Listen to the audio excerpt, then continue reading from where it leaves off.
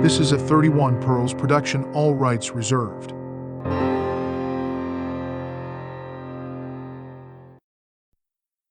The Kolbrin Bible. The Britain Book. Chapter 1.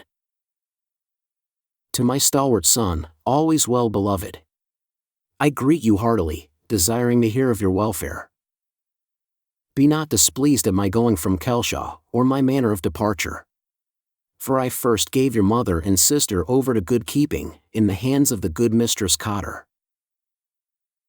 Verily, such tidings were brought to me by divers persons of the craft, on matters of our abiding concern, that I was beholden to come hitherwards.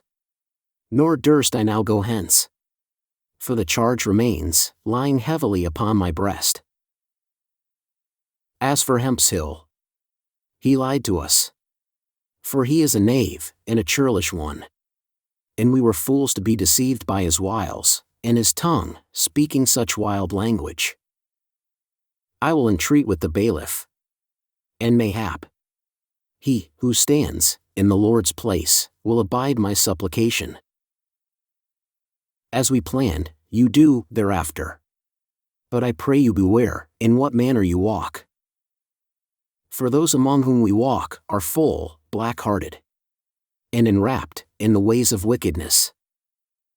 They desire an end to all things, in which we hold fast. But, are not as staunch, that they will set upon you in a manly way. But will start out upon you, like lurking footpads. Beware too, what you eat and drink. And trust not, even they, who speak fair unto you. For the hands of all outsiders, are against us. Send me tidings of Longwill and goodwife Abigail. And of John the Cordwainer, and John, of the Wildwood Band. And others, who stood in at the tithing, ere you departed. It is to my abiding contentment, that we have been able to acquit the wanderers in full good measure. For their braziers did their work right stoutly, in a cunning manner. Had we a clerk among us, then it could have been wrought to more avail. But no matter.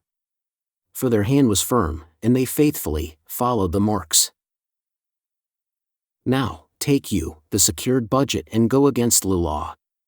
And leave it there in the cell, under the Grimsbarrow, where Alan the peddler secured his hoard. In the books of Britain it is written, Iliad came Sibylline in a ship of Tarsus, from across the sea of Wicta, setting up at Raphinia, in the land of the Wains. From thence, to the river Tarant, which flows between the kingdom of Albany, and the kingdom of Corinne.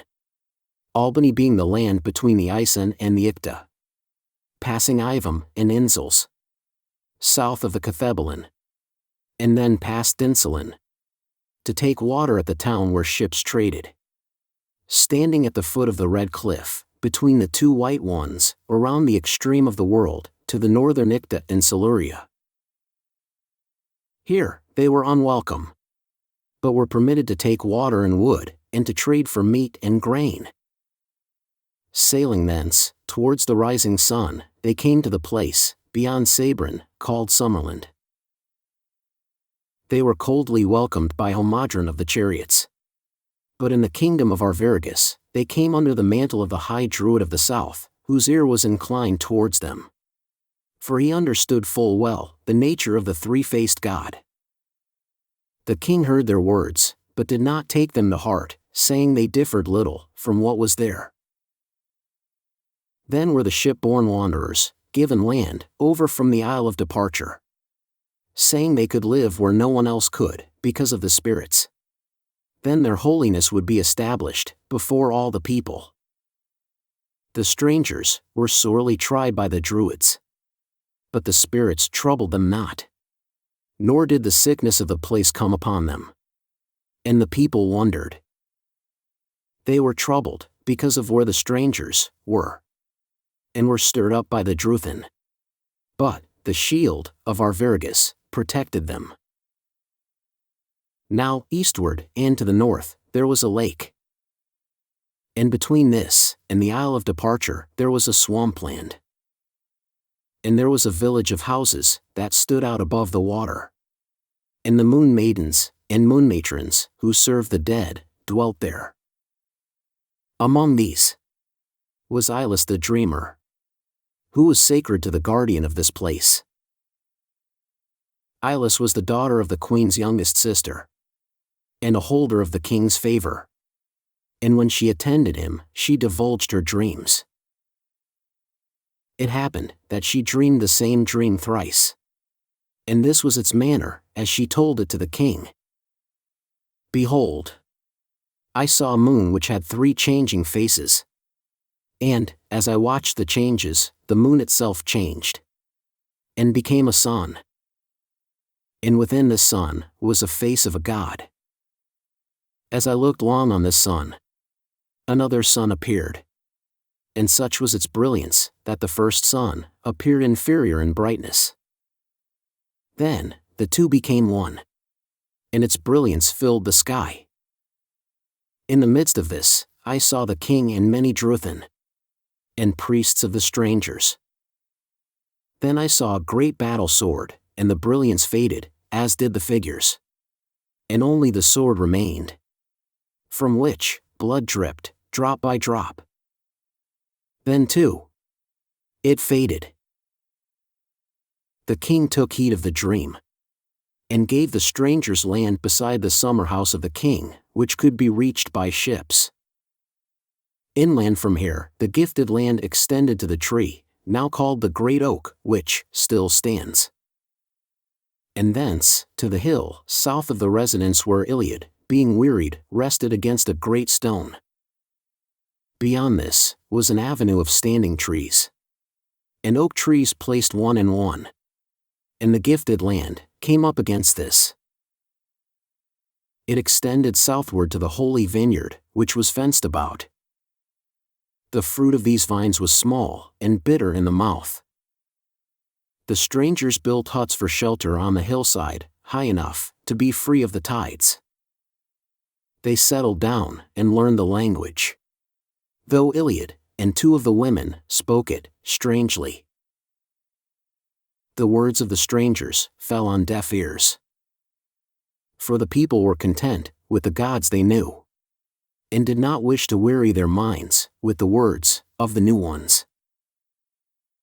When the strangers gathered in praise of the one true God, the tribesmen stoned them and shouted abuses. But Iliad persevered. And while later the people still would not believe that the God of whom he spoke was more powerful than their gods, they would sit around and listen to his stories. Now, when the strangers were granted the land, the Druthan disputed this with the king, and said that they wanted a divine sign that their gods approved. Iliad said, "Give me but half a year." At the witnessing of this, the Druthan set up a holy stone, and Iliad struck his staff into the soil to mark the covenant. The following eve of summer there was a gathering, and it was found that a small green shoot was coming up from the ground beside the staff, which was an offshoot of the staff. The king decreed that this was a sign that the land accepted the strangers. But these took it as a sign that what they taught fell on fertile ground, and would take root. Here, the strangers, now called the wise ones, were free from the yoke of Rome, and from the intolerance of the Jews. They were not subject to immoral customs, and were among the right living people. Simple, but pure in mind and body. Close by was a place for trading in metals, slaves, dogs, and grain. Here, Iliad built himself a house unlike any others, for it was square and in 2 parts, more stone than timber. This place was called Quinad. Here, on 12 portions of land, the wise strangers dwelt in peace. And they built a church which was a full 60 feet long, by a full 26 feet wide. At one end was a statue 4 feet high, carved from a beech trunk. The roof was thatched with reeds, after the manner of the Britons. The walls were of wicker, overlaid with plaster of chalk and mud. Iliad is buried outside the forked path before the church. And on his tomb was written, I brought Christ to the Britons and taught them. I buried Christ. And now, here, my body is at rest. Ilis was the first convert. And it is said that she alone knew the secret of the holy hawthorn. What this may be, none can know now. It is said that when the Druthin murmured against the staff of Iliad, she placed a twig in water, and it flowered. Here, in this holy place, under the direct guidance of God, our Father founded the first church in Britain. It is said it was not built by human hands, which is true. And from here shall come that, which will be the salvation of mankind, in the years to come. Here was the resting place for the souls of the dead, where they received their last sustenance, before passing through the glass wall. From here ran the old road to the place of light, where the bright-winged spirits flew freely. In the place called Dainsart, in the old tongue. The Britain Book. Chapter 2. Jesus, 1. This is the true record of events concerning Jesus, son of Joseph and Mary, which we have received by the hands of several who have lived within the circle of his light, and more especially from one who is our earthly father in the faith, he being not the least among the articulate ones who knew Jesus, and a person of no mean estate, both in the distant land from whence he came, and in this more virile land. For Jesus came to fulfill the desires and longings of men expressed in certain holy books, but more so in many unlettered hearts. For it is written that such is the nature of things. The tree, springing from the yearning of men, shall not fail to bear fruit. For the holy books can be likened to an egg, containing the embryonic hopes and desires of men. In the sacred books of the Idwen, it is written, the Son of Man is the shepherd of men. And we know how diligently a shepherd tends his flocks. Jesus came not as a shepherd to drive, but as one bearing a guiding lantern to show the way. It is also written, the Son of Man is the deliverer of men. And while we know from what we have to be delivered, those who lived in his land misunderstood the meaning. From the book of the Holy Mark, whose wife was one of our own fair race, her father being a Roman waykeeper, whose wife was barren, and having this homeborn lady, her mother, as a slave, had by her a child whom he later adopted and raised as a lady of estate, we learn much. But clearer to our understanding is that knowledge concerning what Iliad imparted to us by our earthly father. Aristolas taught that Iliad had been one who commanded with the ships of Rome, but was not without ships himself. So it was that when Jesus went down to the western sea of the Jews, which is not the sea of the setting sun, he being one skilled with his hands, worked on them. Jesus was brawny built, and not one to take money without labor. Jesus, our Master, light of our life, was hung on the shameful cross in his 27th year. This being the 1099th year of Britain, in the reign of Tiberius, ruler of the Roman lands to the east. Within a year, Iliad, and others, departed from their homeland shore by ship. And though this was demasted in a heavy storm, it made safe haven in Sankel. There, he and his son were joined by several other holy persons. They tarried a while before crossing to Laidlow, from whence they took a ship to Tarsus. In the year of Britain, 1112, our father came from Rome with others, because of the decrees of Claudius, ruler of all the Romans to the east. seeking refuge beyond the oppression of Roman might, where the true light could burn undisturbed. But the circle of Roman might spread ever wider, like a thrown fisherman's net. 13 years after our Master was hung on the cross, the Romans came to the fair land of Britain, and the might of their legions prevailed over the brave Corrygorsed, great battle king of all the Britons. He was the leader of fighting men, such as will not be seen again. He was carried off, betrayed by an irrational woman, an honorable peace offering to appease the argument of might, together with the British fount of knowledge and wisdom.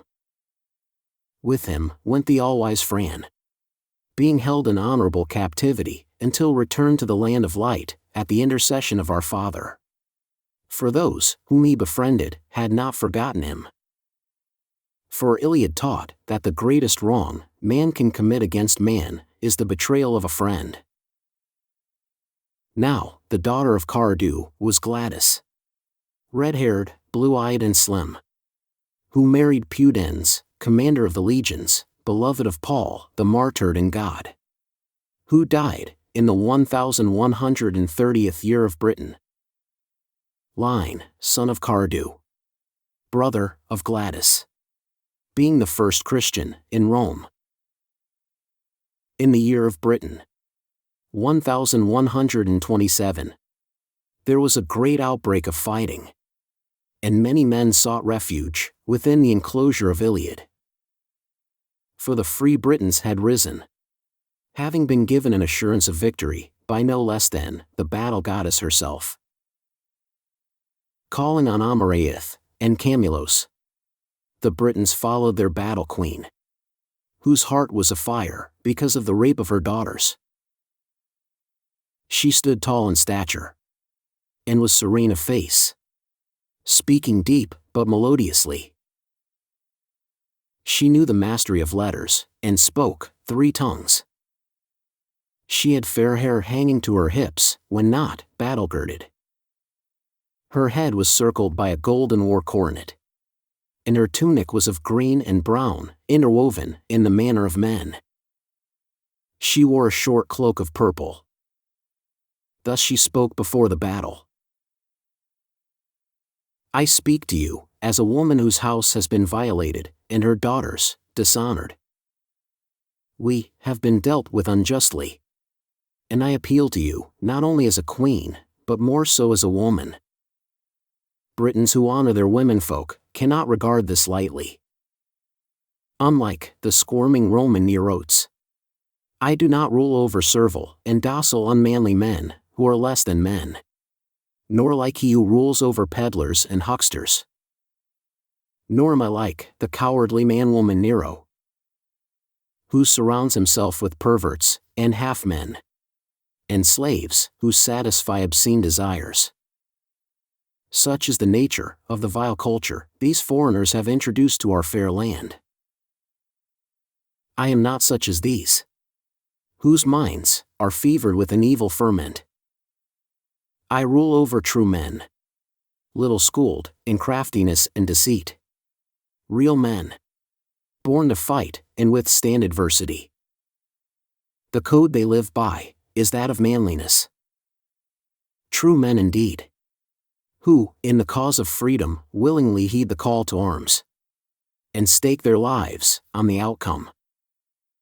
They willingly offer themselves as a sacrifice for the future of their womenfolk and children, and their lands and property.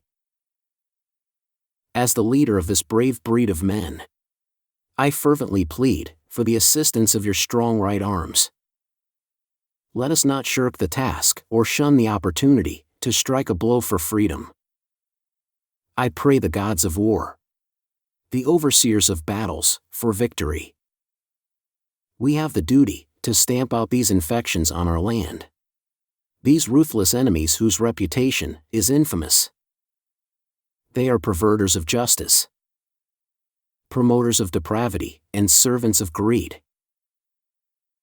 They are a race who enjoys unmanly pleasures, who delights in the infliction of pain on the helpless, but cringes like a dog at the prospect of its own suffering. Whose approbation is more to be feared, and its friendship more to be shunned than its enmity. Never will I surrender to people whose ways I abhor. Nor will I ever desire to live to see my countrymen treated as servile serfs. May the great godly powers be with us now in the great testing time, as we gird ourselves to face the issue. Those brave, inspiring words were of no avail, and Britain was lost.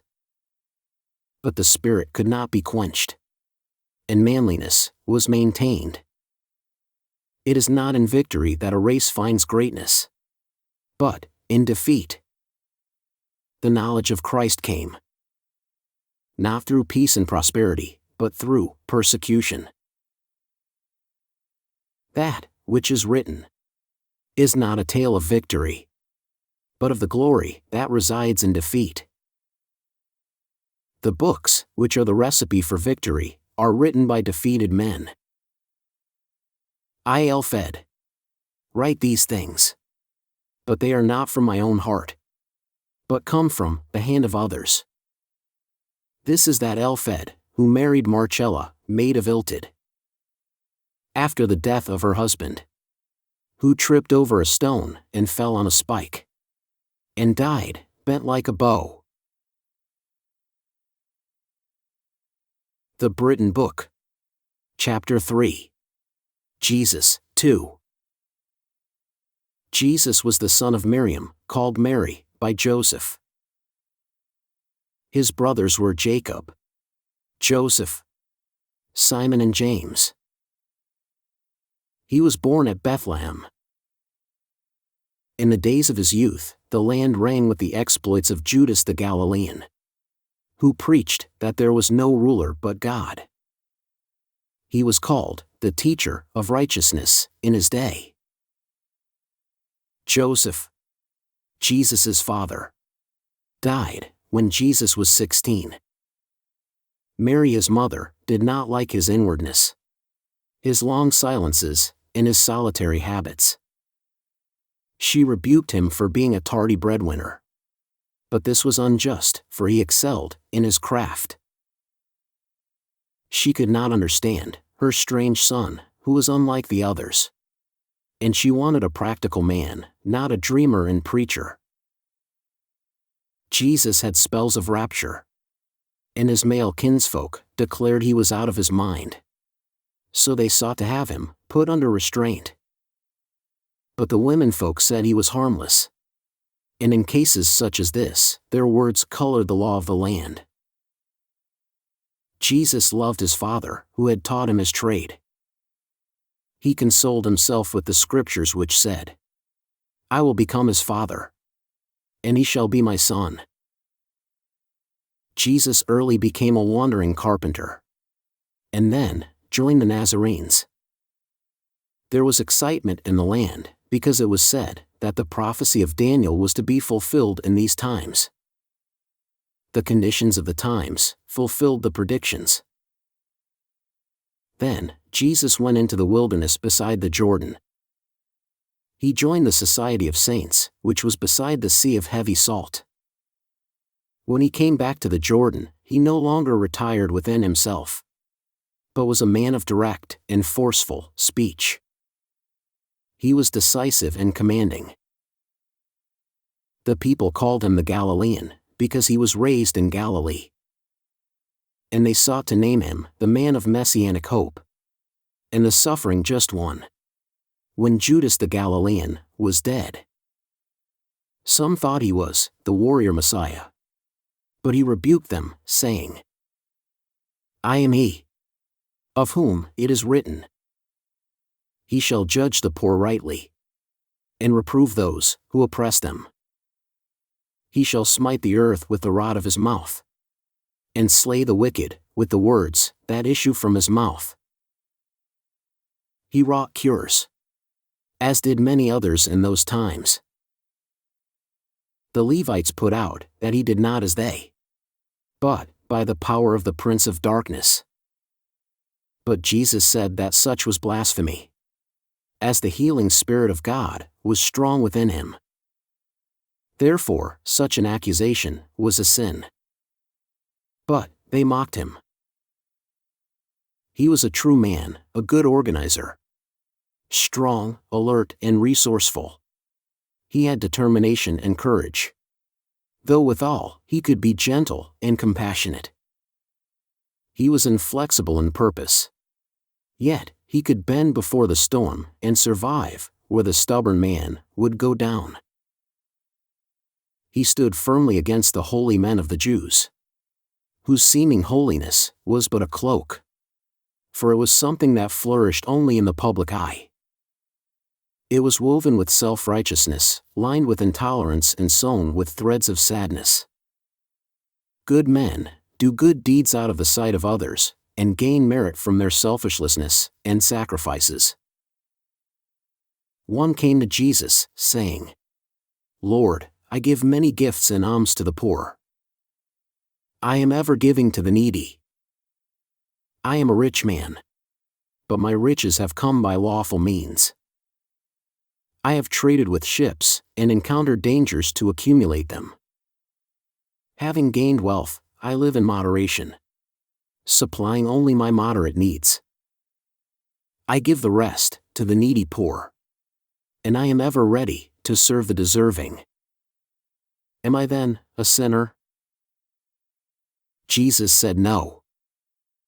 By giving with discretion and making such sacrifices, you gain merit. And there is no harm in seeking riches for worthy ends. It is the love of money, for its own sake, that is productive of evil. The evils of riches arise from their misuse.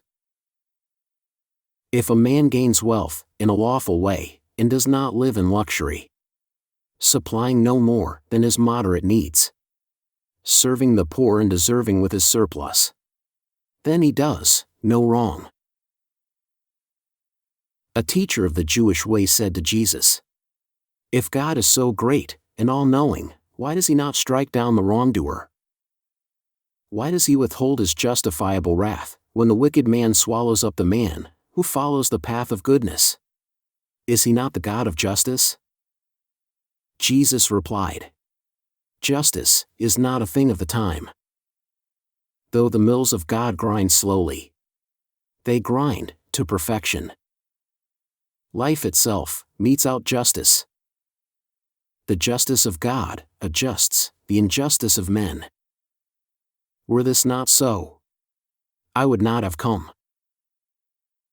Jesus was then asked if he was one with God, and he answered, "It is not in me to state that which I know to be untrue. And truly there can be but one God alone. Because I have been granted visions and insight into things unseen and unknown to other men. What manner of man would I be, did I claim equality with God? I have spoken only that which I am bidden. I have said, worship God, who is my Father, and your Father. Does this then raise me above other men? I have proclaimed all men, my brothers. And if I have said, I am even as God, then truly, I have raised them up, also. Yet this they cannot see. Or is it, that they fear the burden of their own godhood? Jesus came and was like the slasher, which clears away the useless undergrowth in the forest of life. He uprooted and burned that which was unproductive. He planted good trees, but the undergrowth returns. It is a time for the activities of good men. Jesus found pearls by the seashore. He sowed the good seed in the hearts of those who followed him closely. For his sake, many of the rich became poor. He came and separated men out from the errors of the world. He brought men a mirror into which they could look and see their own divinity. He opened a door, now open to all. And those who choose to pass through stand on the road to the eternal. He raised up the fallen and healed the afflicted. He woke those who slept, and reminded those who had forgotten. He enlightened the righteous, and gathered in those who were lost. To what can he be compared? To the great sun that shines down, giving joy and life to all living things. To a great river giving gladness to men, and the waters of life to beasts. To the good husbandman who cherishes his fields, and tends his flocks. To the men of the forests who care for their trees, and thankfully gather the fruits thereof. The sun shines today, and the air gleams with light. The earth puts forth blossoms, and the seas are calm. The waters flow clearly. The birds sing. And the gloomy winter has gone. Hope dawns, and so it is, with the Son of Man. The tree of glory has been planted, and will survive. For it is well serviced. Its servants are dutiful. So let it be like the holly, whose leaves are not shed in summer or winter, which stands with weapons, ever ready in persecution or freedom, in good days and bad. He who neglects these scriptures is like the branch of a fruitless tree. His life is fruitless. Blessed are those who seek fruit that grows out of our good deeds. He who copies a book is like a maimed man who gives his weapons to a whole and healthy man. The lettered man resembles this good land, which takes the seed and nourishes it. The rains fall plentifully, and the crop is good. The life men live is like an inn where they dwell shortly, or like a house rented for a limited time. Vessels of metal and earthenware are to them like borrowed utensils. Their riches are held in trust. The wise man uses them, and they serve him. But he does not set his heart on these, or hug them to his bosom. Who is most praiseworthy for his goodness? The son of a rich man, or the son of a poor man? The rich son gives only what he himself has been given. So surely it is the son of the poor man. For he has overcome the temptations of poverty, and satisfied the cry of hungry mouths with the earnings of his own labor. It is the poor who help the poor, for the rich help themselves. There are those who fast for the sake of heaven. But Jesus said it were better did they devote themselves to learning the scriptures, and to good works for the sake of heaven. Yet it is useless to merely read the scriptures, for unless they be taken into the heart and lived by, then they are things of little value and use. The value of all sacred writings lies in what people do with them. More important still is what the scriptures do to the people. A man asked Jesus, "Lord, what does it mean when it is written that the iniquities of the fathers shall be visited upon the children?" Jesus said, "When a man commits a sin for which he does not make full recompense in his lifetime, then the same temptation is placed in the way of the son, for there is a bond of family blood between them. Is it not manifest also that the wrongs a man does within his own household become the sins of the sons within their households? Wrongful living is the heritage of generations." A man asked, "Where is God?" Jesus took a piece of bread and gave it to the man, saying, "Take this and hold it." Then he said, "Put out the other hand." He poured a little water on the upturned palm and said, "Now you have felt the power of God. For without his Spirit in the bread and in the water, these would not exist for you. Split a billet of wood, and God will be there. Lift up a stone, and you will find him." Another said, tell us how we may best serve God." Jesus replied, "Talk not of serving God as you would serve a king. In serving God, man serves himself. You ask in your heart, shall you be this or that? Or a priest? Let your own heart point the best way. And having chosen it, follow it with devotion and fortitude." At a wedding feast, Jesus was asked, "Master, why do you come to this place, when it is a gathering place of those who seek only their own pleasure, and will drink to excess if it is provided?" Jesus said, "Our purpose here is to make glad the hearts of the hosts, and to share in their enjoyment, blending their pleasure with ours. There will always be those who are neglectful of their obligations, and who concern themselves only with their own well-being. Yet, is this reason enough not to bring happiness to those who have invited us?" One day, Jesus, and those with him, came upon an old man playing with childish things. A bow and arrow-bearing huntsman passing by mocked him, saying, "Behold, the old man playing as a child." Jesus called him over and said, "Do you always keep your bow bent? The string under stress?" "Of course not," replied the huntsman. "To do so would be foolish. For the bow would become useless, were it not unbent from time to time." Jesus said, "Just so is it with the old man, and you should know better. The bowman strings his bow before he shoots, and, when the shooting is over, he unstrings it. A bow kept always strong will break, and be useless when needed. So it is with a man who never relaxes. He is ever taut within. And when the testing time comes, his stomach turns to water."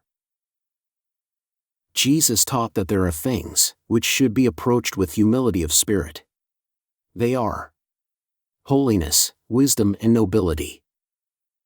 Humility bestows upon the soul the benefit of harmony and attunement. A man once said to Jesus, "But who can define these things? That which is holy to one man can be unholy to another. The thing which one man holds sacred, another holds to be an abomination. That which one will bless, another will curse." Jesus said, "The many nations and men, because of the diversity of their natures, hallow many different persons, places, and things, apart from their gods. But nothing can be made holy by men alone. Neither can anything completely of earth be holy. That which is completely of and for God is holy. The place completely for God is holy. And the person who lives completely for God is holy. But where on earth can such absoluteness be found? If, by gathering in a temple, men feel they can better commune with God, then he will be there, and that place will be holy. If within a circle of stones, or before a symbolic image, the soul of man may be stirred to attunement, then God will not absent himself, because of the nature of the place. He will meet man, wherever man earnestly prepares for his coming. Though the temple may be holy to one man, and the circle of stones to another, both places will be hallowed by God, if therein the souls of men are elevated to commune with him. A structure of splendor, magnificent in its architecture, called holy by men who worship there. If their spirits remain asleep and unstirred, will not be hallowed by the presence of God. He does not honor places where men just congregate, where their voices, alone, are raised in worship. He hallows the place where their souls and spirits are uplifted, as they seek communion with him. A holy place is where the uplifted spirits of men blend with the nature of God. A man asked, What of wisdom? Has this not been plentiful in the world since the days of the great enlighteners? Of whom Solomon was deemed the greatest. Even before him there was much wisdom. Yet, is earth a better place for this? What has it contributed to progress? Jesus replied, Alas! Never has there been a shortage of wisdom in the world. But always, there has been too little in the hearts of men. Wisdom is not something written in books, but that which is conveyed from the book of the heart. It is a way of life. All the wisdom of the past, held in reverence by some, was easier to write than to live by. Yet, following it is the only wisdom. Wisdom, however, is more than the thoughts of the wise. It is the accumulated, philosophical knowledge of mankind, winnowed by the wind of practicality. Nobility is an attribute of the soul, and no man has this by right of birth. Nobility demonstrates an ability to live and act according to the high principles. It is expressed in deeds, outlook and bearing, in the manner of life, in relationship with others. That which ennobles a man is his recognition of something to love and strive for outside of himself. Nobility is the subordination of self to principles. Jesus was one in whom all the virtues came to fruition, and his gentleness drew to him all his neighbors. In his presence, even enemies were reconciled, and this presence alone brought tranquility to a restless and sorrowful heart. In the street, even the little children followed him, just to touch his hand. His reaction to injustice and insult was a sorrowful compassion. He neither sought to acquire anything beyond his immediate needs, nor treasured what he had. Beneath his soft exterior was a rock-like, immovable determination, immune to oppression and suffering alike. Despite his gentleness, he could act decisively and swiftly. And when he had cause to strike, in the name of justice and right, he never avoided the issue. His mind and wit were like the lightning flash. He was always keen and alert, and his face never lacked the calm beauty of cheerfulness. He was friendly towards all, and acted so as not to annoy anyone.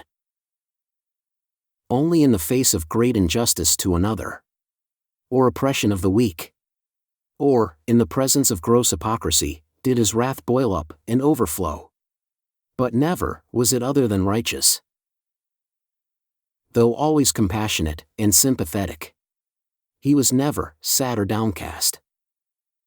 He rose above all suffering and pain, and ever seemed at peace within himself.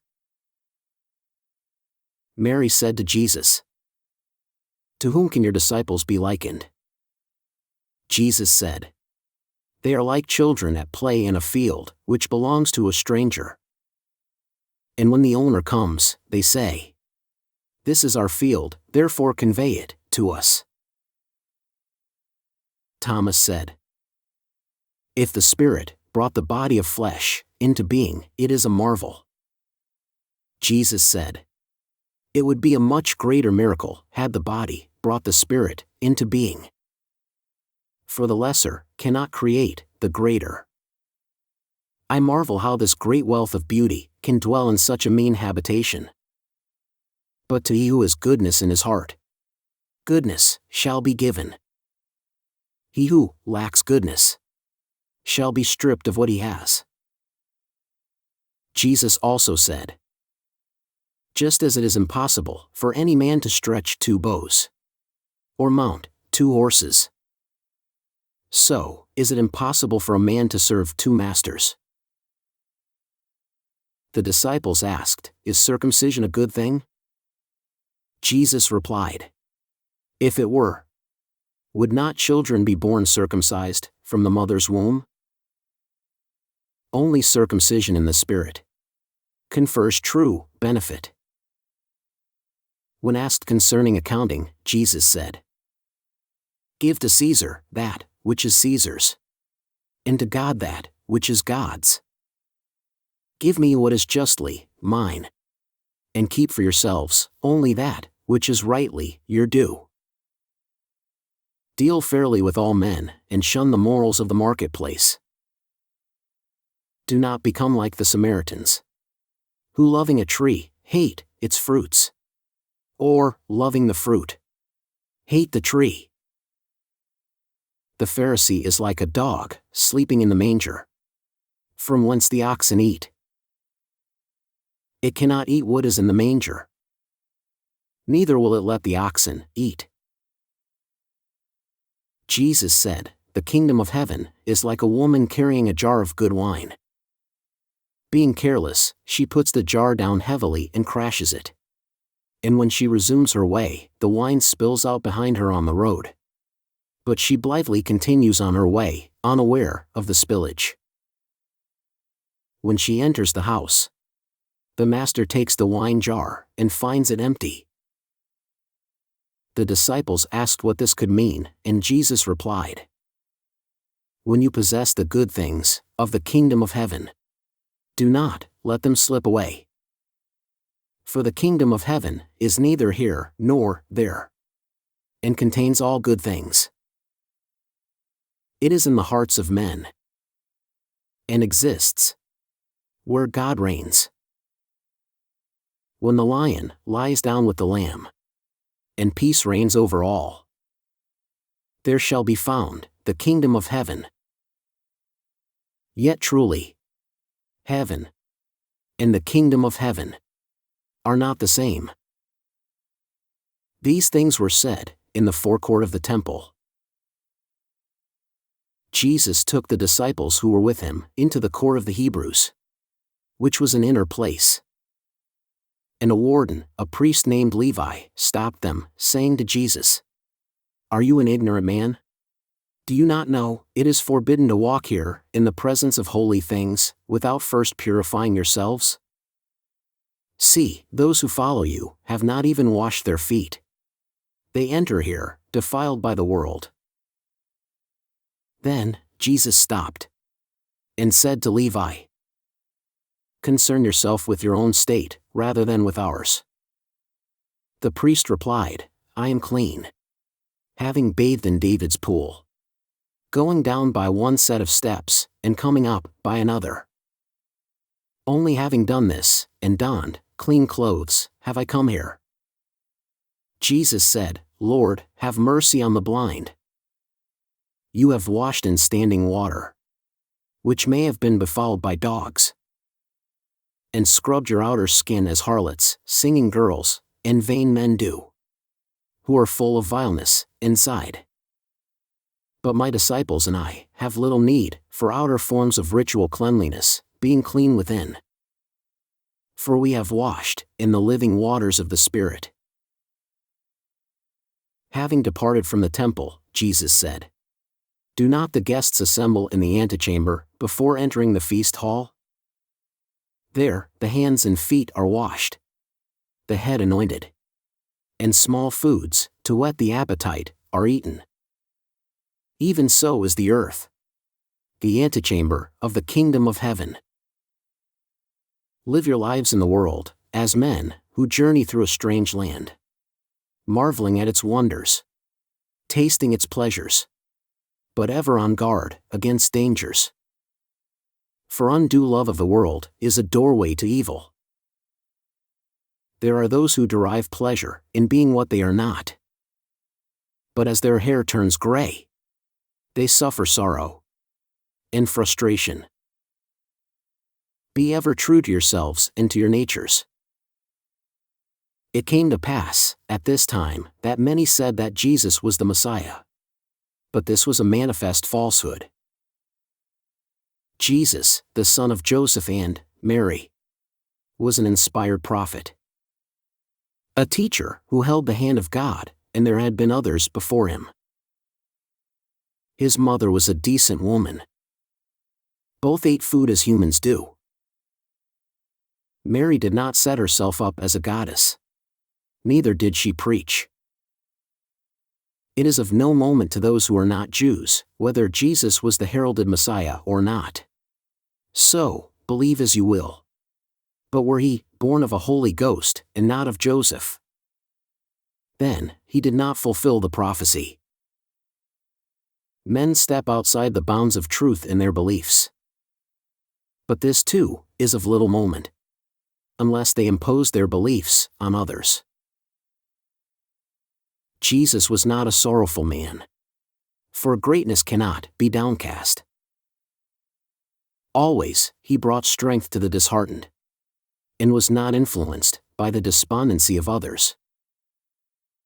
When Peter was dismayed and shut his sorrow within, Jesus said, "If my friend will not admit me into the antechamber of his sorrows, how can I ever sit in the reception room of his affections?" Jesus set his face against all forms of melancholy. He said, "The man who cannot rise above the burden of his sorrows, or the trials of the day, shall not know the kingdom of heaven. Nor can he know the love, which is the cornerstone of life." There was a Greek scholar in the crowd, who said to Jesus, "Your never-rusting tongue wearies me. Words neither make men, nor change things. It is the sword and spear which are all-powerful, and raise kings, or cast them down." Jesus replied, "Truly, the words of scribes are greater than the commands of war chiefs. That which is written and read can not only change things, but also endure forever. The sword gains prestige through destruction, but the pen of the scribe gains prestige through creating. That which destroys will be destroyed. That which creates shall be preserved." A Roman soldier who hailed from Gaul spoke up saying, "Let scribes do what scribes do best, and swordsmen do what they do best. But it is foolishness and futile to set one against the other. For men cannot write with swords, or fight with quills or writing reeds. Let men become brothers, as they await the day of the awakener. Tell me, good master, when shall the end be?" Jesus answered, "There will be an end to the beginning. And men will know this by the spirit of the times. Men will no longer be as brothers, nor will they be manly. Women will be as men, and men as women. Men will lust after the wives of other men, and marriage shall lose its meaning. Women will go to the marriage table unchaste, and with deceit in their hearts. Their husbands, creatures of pity, will hear the mocking voices of laughing men. Priests will defile their altars with their impurity, and the rulers will be held in little repute. It is not God who marks the end days, but man, who lives as though setting a pitfall for himself." Jesus saw a man ill-treating a horse, and he rebuked him for his cruelty to a dumb animal. The man became angry and said, "This is my beast." Jesus said, "You are wrong. It is God's creature, and I, as his servant, am here to protect it. For no man can completely own any living creature, except it be in the name of the great God of life." The Britain Book. Chapter 4. The Writings of Aristolas.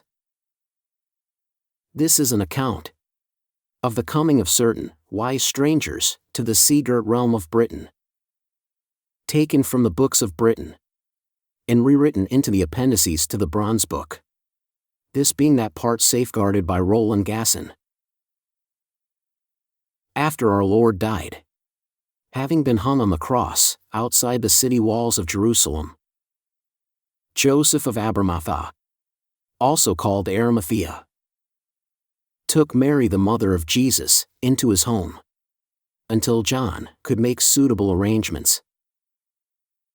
Then, he was called Guardian of the Lady, which title became confused in Britain with that of Guardian of the Sacred Vessel. Aristolas wrote these things in the sacred island. And this is his prayer. In silence, hands uplifted, heart humbled, and mind stilled, your servant presumes to come into your presence, great, understanding one. Grant me the abounding joy of union with your Spirit. Grant that all my deeds be in harmony with the great law, and that I learn to acquire wisdom, so I may illuminate the hearts of men. Let me embrace your Spirit, in full knowledge of my twofold nature. Guide my feet towards the great law, by which all true seekers find the light.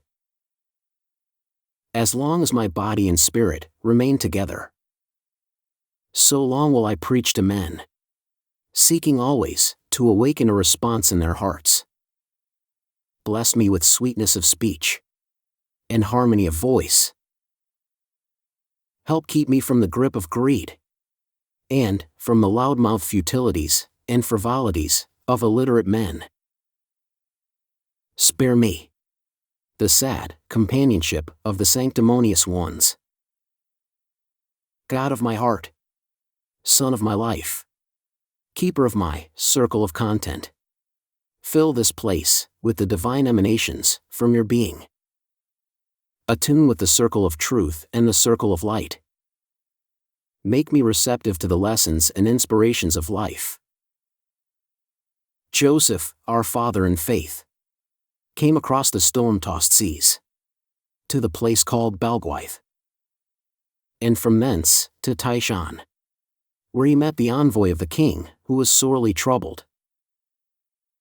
For the chief of all Druthan, called Trotas, was away at the meeting place of his god, where he came in a wondrous way every 19 years. There, the ceremony lasted 3 moons. When Trotas returned, he met Joseph at the place, now called Hen Mehu, because of the strange tree that grows there. The Druthan held a feast of welcome in the place called Nemeton, which is below the great hill. The chief of all Druthan washed his face, his hands, and his feet. Then a white goat was led out and sacrificed on a 4-horned altar. Trotas washed his hands again, and made an offering of salted barley cakes, and gave some to Joseph, called Iliad by the people here. Then the goat's thighs were burnt on the altar, while a lesser priest mixed the sacrificial blood with water and black wine. Then barley cakes, and a chalice containing the blood, wine and water, were passed through 3 sacred horns, before being given to the chiefs present. Then, youths danced around the fire, over the sacrificial pit. Then, priests of a lower order prepared tables for a feast, while the common people sat around on logs, made smooth at the top. The sacrificial beast, having been first offered to the gods of this place, was eaten by the common folk, all except the liver, which, being the seat of blood and life, was kept for the diviners. These found that the right wing of the liver was broken, so they prophesied that no enemy would enter the land. Now the king called together a great conclave of the people, and the Druthan were there. The king said to our father, "Speak now before the people. Tell us of your ways, and we will judge whether they be worthy." Joseph spoke a tongue understandable to these people, but he spoke slowly and not after their fashion. Our father said, "As the light came first and called the eye into being to see it, so it is with God, who is the already existing light. The heart does not create the thought, but the thought produced the heart. This, so it could manifest. For the heart is created to serve thought in the world of effects. The world of causes lies in another kingdom. The Druthan said. The light we know and have. These things are not strange to us. All light comes from an original crystal, which is always virgin. And we say the behavior of light is the foreordained symbol to man. Joseph, our father, said, I have not come to batter down your house of hope, for it has many pleasing features, even as ours. So let us not disagree, but take the best from both, and, discarding what is less good, fashion something of value to all. Let us weigh one thing against the other, rejecting that which less clearly shows the way. The king said to the chief of all Druthan, Do we not have the source of light and a grail egg? The Druthan replied, The sun shines not, and the Aesirs, the servants of light, will not come without the presence of the great gleamer, which provides their sustenance. There can be no incarnation of light on earth unless there be behind it a greater light. Joseph said, When I was shipbound, I had a vision of God. The eyes of my spirit were opened, and I saw him in all his glory. Then I understood that there was no difference between the nature of his spirit and the spirits of men. Only, that is, was of an infinitely greater purity. This I knew for sure. God and man are of the one essence. I knew we are all rays of the one light, sparks, from the one flame. Yet, the flame is not the fire. For what flame can call itself into being? Joseph said, If fire can be contained in wood, to leap forth, when two pieces are heated through rubbing together, yet remain hidden within the wood, then surely it can be so with the soul within man. The chief of all Druthan said, Often have I thought on this. All men are alike in nature, and all aspire to the same goal. All seek to make the same journey's end. Only the route differs. Therefore, let us not argue whether men should follow your road or mine, but find between us a path better than either. One priest said, What of the worlds, within the ever-moving circles? Joseph replied, The hidden worlds are numbered, as sands on the seashore. If a man concerns himself with many things, he benefits none, and derives no benefit himself. Let us concern ourselves with this world first. The Druthan said, Who can change the natures of men? For these are fixed by the gods. Joseph answered, All things can be changed, but not always for the better. Change and life are inseparable.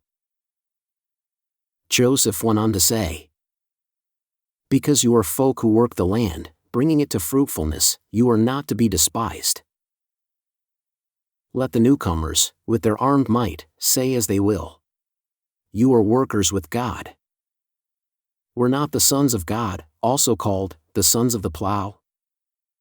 Did they not fight against the sons of men who were hunters, eating raw flesh like the beasts, and worshipping serpents, which crawl on their bellies? Always there have been some who worship things of insensitive wood and stone, groveling in the dust at their feet. And those who worship the highest they can see, the sun and the stars. Others reach out even beyond these. One of the Druthan asked, What know you of the eye of God in men? Joseph replied, What is written in the heart is the eye of God in men. This sees everything. Knowing right from wrong, it puts things in instant perspective. Men, in whom this eye is closed, are little better than the beasts of the field and forest. I come as one who opens the eyes of such as these. In the beginning, the king had listened in silence and was tolerant because he felt he could indulge these strangers. Now, as he saw that their teachings might prevail, he became angry and unreasonable, as it happens in instances such as these. He said, "Who gives you authority to speak in this manner? Who sent you? And do you come to spy on us? To whom do you make report?" Joseph said, "Know this, great king. I am a servant of the great God of light. I am sent in order to build a church here, where it will serve your people well. I will establish a place of light unto them. I come to teach the perfect commandments. Ask among your own about me, for I am not unknown to them. I have no human teacher, from whom I learned the wisdom, from whence I got these things. I lived in the light of Christ, but learned tardily. Then I had a message from God Himself. Go preach to those who dwell at the edge of the earth." The king said, "How comes it that these things have been revealed to you, while the same God, who reigns here, has not revealed them to us, even though we were the lords of this land? Are you a man of significance, this side of the wide waters?" Joseph answered, "Those who are established in the God of light need no mentors. And they take pride in their insignificance, for it is said, 'The first shall be last, and the last first. The lowly shall be raised up, and the haughty cast down.' We do not seek after gold or worldly possessions. Of myself, I have no power, but I have power from God. It is God who commands, and it is He who makes a true man of God." There was much talking and long discourses on the nature of God. And the Druthan challenged Joseph to produce him, saying, "Though you decry our images, yet we do have likenesses of our gods, while you lack even these. Your words are mere puffs of wind." These things, and more, were said. And the Druthan believed, but tardily. Then, at the midsummer festival, the chief of all the Druthan collapsed on the processional walk, denying himself the reviving draught prepared by Islas, his daughter. He died in the arms of Joseph our father. It was he who received the moon chalice and the light of Britain. The Druthan held the secrets of the great temple of the stars. And theirs was the royal isle in the kingdom of Kevanid. The Britain Book. Chapter 5. The Writings of Abaris. I write in terrible times. My people have been driven to black despair, and the most cruel of foes has taken our fair land. The wisdom which flows through my pen, tutored by Isbathaden the younger, is as set into writing by our father Aristolas, and by the great ones who gave us the Annals Romanorum, which we hold in part, clinging like the thunder vine to what is left. I am no weaver of words, and if fine phrases bedeck what I transcribe, they are the work of better hands than mine. I am not as a teller of tales, who sits before the hall fire, a waster of words, like women over the fuller's tub. Those who wear the red robes of nobility have passed over the misty seas, and the land lies barren of learning. The firthrate have taken over the dwellings of the wise, and the three pillars of progress, wisdom, courage, and beauty, no longer stand against mere magic. I speak of one named Jesus, who was Jesus, come to earth as a godling, the much abused one. But does not the lawman, whose case is bad, abuse his opponent? I speak of those who followed him and suffered in the dark days of oppression. The anger of the people smoldered against the just ones, as Jesus had foretold, while still in the body. Then, the time came when the dragon of disaster awoke, thirsting for blood.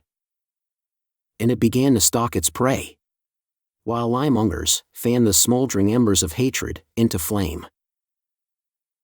The king of the land was stirred up to anger, and the hatred of the people became an all-consuming fire. The wolves came out of their dark forest, and suddenly fell upon the flocks of innocent sheep and rent them apart. Wild bears burst among the sheepfolds and ravaged them. Evil-motivated ones came and cut down the apple-bearing trees. And the starglint nights were woeful. Beasts trampled the flower gardens, while eaglehawks swooped down among the dovecotes. The earthen ones broke.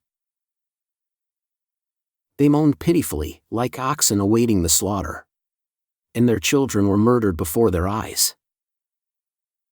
They were raised up by throngs on the wrists, their feet pressing on thorns, or on heated plates, or over small fires. Many were thrown into prisons to die of hunger, thirst, and cold. In the days when the Druthan looked darkly on the enlightened ones, the hammer of God said to the king, "It is in the nature of people, placed such as we, to fear those who wield the weapons. But we have one, who is more to be feared than you. And he is one, to whom I look up. I stand in awe of the Great One, who is strong enough to overlook your present power, but who will surely call you to account in the life to come." The king said, "Where's your temple?"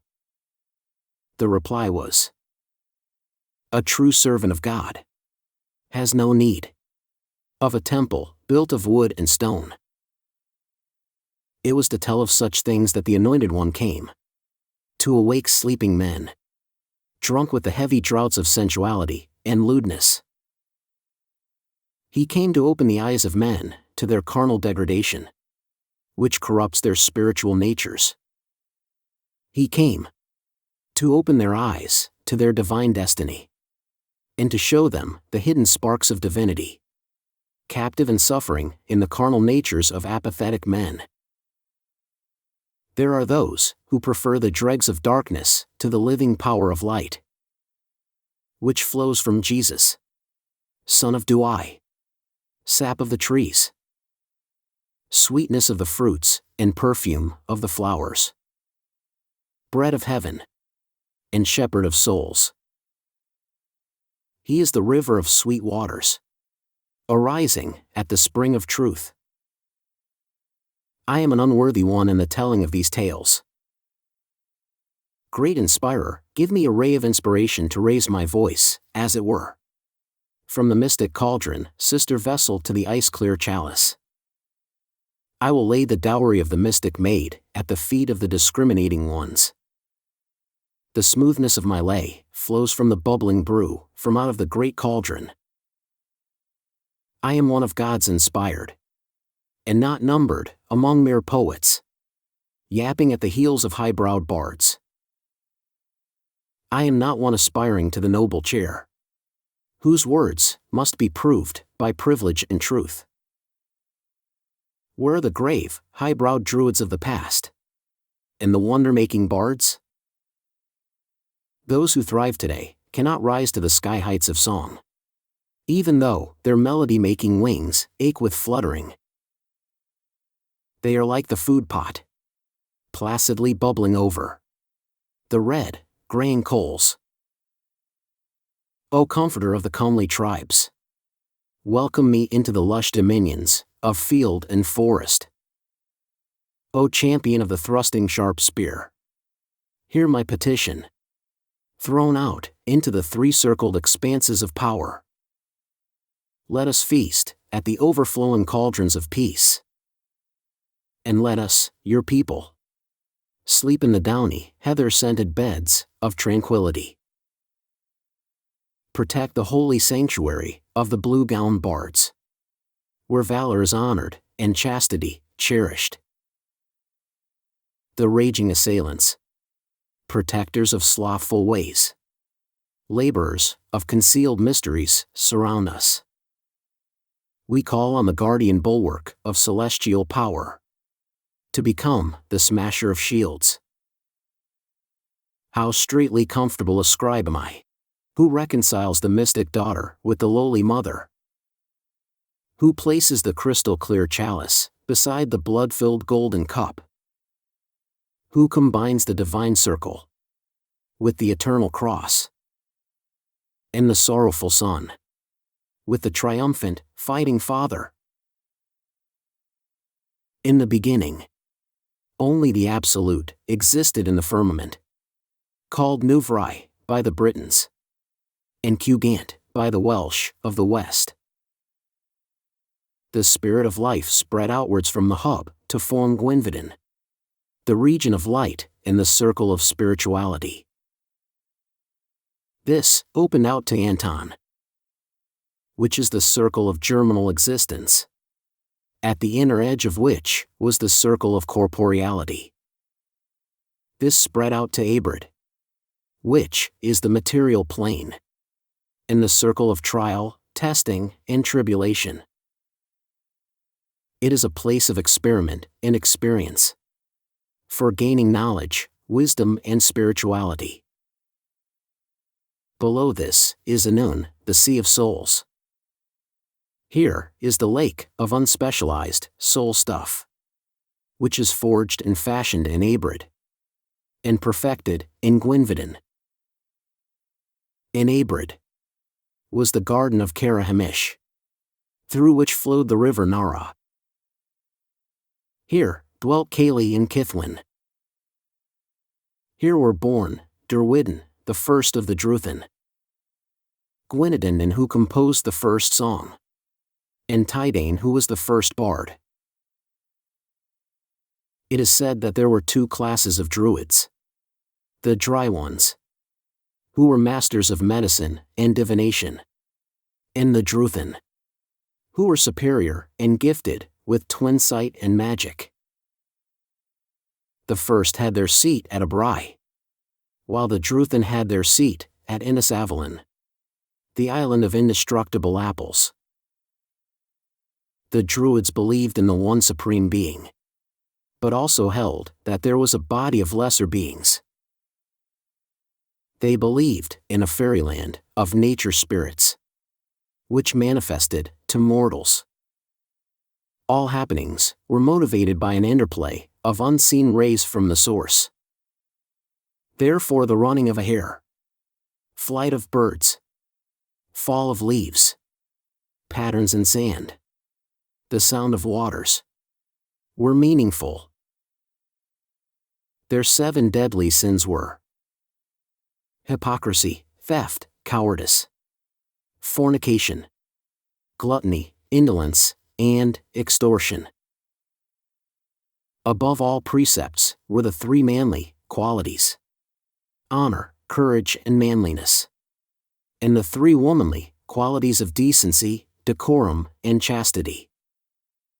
There were female temple attendants, but no female druids.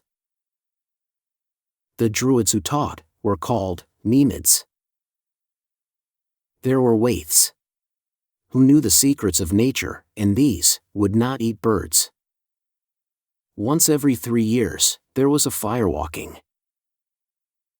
Under the great night reflector, only 4 animals appear as ghosts: the dog, cat, horse, and hare. The ghosts of these could be forewarners of the crack of doom. Will-o'-the-wisps haunt the marshlands, but few are enlivened by ansies. Nick-o'-the-nights haunt the stony places and fells. Joseph Idwin and his brave band came to flowering Britain 3 years after the death of Jesus. He converted Gladys, sister of Cardu, who married a Roman, and her sister, Igra, who was the wife of Salag, lord of Carsalog. After landing, he and his band passed through an avenue of oaks and standing stones. They first built huts over against the holy vineyard, where the fruits were bitter. After all the saints had gone to their rest, the first church and its surroundings became a wild place, a refuge for wild creatures. Then, as the land remained holy, saints came from Gaul who restored it. And one was Fergus, the Briton, who had served at this place as a youth. Aedwin was buried in a shirt of fine linen, which he had worn when burying Jesus, and which was stained with 3 spots of blood on the chest. He was buried by the 2-forked cross. The saints had lived in 12 huts around a never-diminishing well, at the foot of the holy hill. Joseph Aedwin was related to Avalek, whose kingdom bordered that of Arviragus through Anna the Unfaithful. He converted Claudia Rufina, the daughter of Cardu, previously called Gladys, who married Pudens, a Roman, and had a daughter, Pudentia.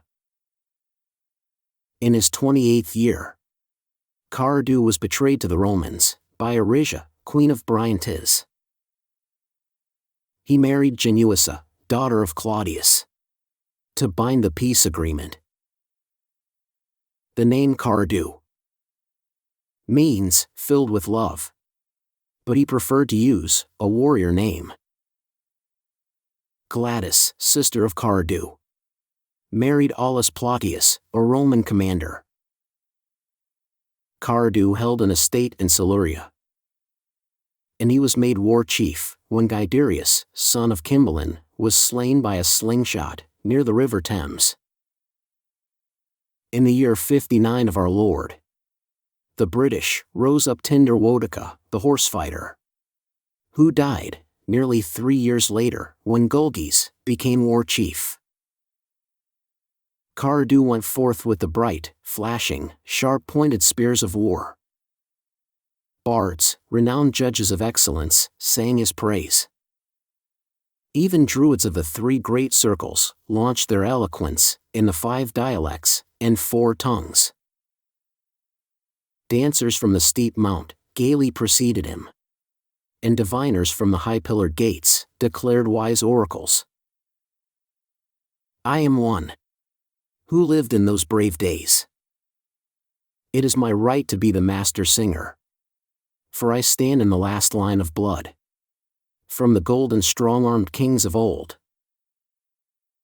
My father's father was a bard of the high enclosure, prince of the true tribe, high caller of the Kimwi, a giant of song, born of melodic race, light-tongued, harp-voiced. Well fitted am I to sing Carida's praise, accepting great Kali and the all-seeing diviners of the land, and sagacious druids of the fine-woven gold chains, and chiefs of the splendid wars. I am first, above all, to open his mouth in honor. He honored all blue-gowned bards, singing bards of the land, guardians of the storehouses of winged words. Guests, such as I, were never wanting for provision while Cardu reigned, a high king over the wide land of heroes. He paid them well in sleek, fleet-limbed coursers, chasers of the wind-borne hare. The valorous druids, feared by foes, the flowing-robed judges of disputes, said, let songs be composed with melodious refrains, to praise the savage subduing heroes. The power of the bard is in the uplifted shield shaking before the tumult, high riding on the battle leader's shoulder. It is in the quivering hair, crouching in the bracken-buried hollow.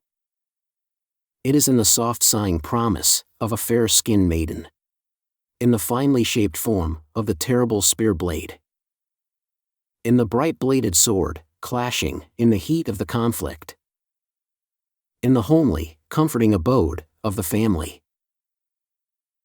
I have sung my last day, The wonder days have gone, and strangers walk the land. The high-hearted bards have gone to their rewards, and the diviners' mouths have been sealed. Now it is the fashion to hear the babbled words of Brandygon, of Walsogo, which stand before the resounding halls, by the stream of sorrow, at the very gates of hell. The purifying Kolgarth fires remain as transmuters to heaven. Happy is the flame-born one. Our fathers of old believed that fire was a form of creature, which had to be fed with fuel, given share of the food, and in stressful times, the sacrifice of a human. They who read the flames and embers are no longer with us, for they have been supplanted by the omen readers. As dogs can see happenings in the world of spirits, then, whatever they do is important, and a wise man watches them and takes heed. For if a dog sleeps before the fire, all is well. Be at peace. If he sleeps on a bed, then beware.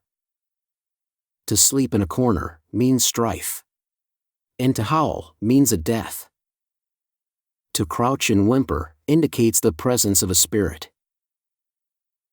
Happy are the bright spirits in Elendon, the glorious sky isle, where they await their call to return. All here have the Kylite around their heads. Come night, and they visit earth in their dreams. If there be confusion in dreaming, then there is confusion in the daily round of life. Dream without confusion, and see clearly, and know you live well. Seek not to dream through the spotted elfin cap, though it give enormous strength, visions, and the gift of prophecy. Do not dream with the dung child, as did the seers of olden times. Do not look through the window of the egg vessel. These things are forbidden to you. Nor may you consult the tree-bound maiden, who, in truth, is the viper-blown glaned. That, which was done on the high night of summer, shall be done no more. Gems from the serpent must not be sought, nor may you follow the swanship, though that, which it bears within itself, may be yours. Even so, it is unwise to bring the majestic sun down, to incarnate in a stone. Know the secret of the sonship, and all wisdom will be the reward. Seek it at Caroline. Those worthy ones, who could drink from the Gloriglion, are no longer a voice for the land. But there is a new chalice at the well. The phoenix sleeps in the holy hole of Carperal. If a man would know the mystery of life, the secret of these things, he must climb the mountain of tears, in the vale of the dead, at the trysting place of the sun, and the moon, chalice. Thence must he go to the place of Brandygon, following the path of mysteries. If he does by the wanderer's way, he is lost. The secret of Dwyva is known to the knights of Carwadrin, who sit within the sacred circle. They fight the never-ending war with the powers of darkness. It is victory in the conflict of the soul which entitles the warrior to drink the cup of immortality. The knights of Carwadrin seek in a never-ending quest the wisdom of the way by which knights and their ladies live is: let men follow the natures and ways of men, and women follow the natures and ways of women, and let each serve the other rightly. The heart of Britain is the moon chalice, which was brought here by the hands of the chief of the Cassini. He came shipborne to Raffinia, which is by the Mount of Lud, against Ardmole. Passing Innsbruck, he came to Itene, where he hid the treasure in Trebathu. It was not captured, as men say, nor could it decay. In the fullness of time, it came to Corrygorsed. There, it was kept secure with the Grail Stone and the ever-virgin vessel, which was brought down by the rays of the sun. Thus it was that these treasures of Egypt came to Britain. This was the secret of Britain. The Britain Book. Chapter 6. The Writings of Emiris Skinlaka. The master was born under the sign of the Churlswain, at Dinselin, called Ensel by the sons of fire, in the year that the werewolves drove back the children of the horse. His father was one of the ornaments of Hugh. In his youth, he was a battle-blooded warrior. He was a dashing leader into the thick of the fray, a dauntless captain in the heat of the battle. The bearer of the battle hammer was the great-hearted, valiant warrior. He stood stern and steadfast in the grim work of bloodletting. Proud as the high-flying death eagle he stood. A dark doomsbird flew over the land when the daring hawk gave battle. Behind came the sharp extractors of blood, the thrusting spears, darting eagerly to the thrust. Like ripples across a pond, further and further spread the dying groans of doom-gathered men. The spear horde stood firm to protect the Vale of Tadwilch. It was a testing time of manhood. Knightly men will read these words with a swelling heart. They will feel for the heroic brides of bloody spears, for the shattered shields and splintered hafts. The valiant captain of men sounds the red horn and sweeps over the fearsome foe like foaming seas. They were consumed by his bright burning breath, like the fierce bush flame raging through the brown bracken.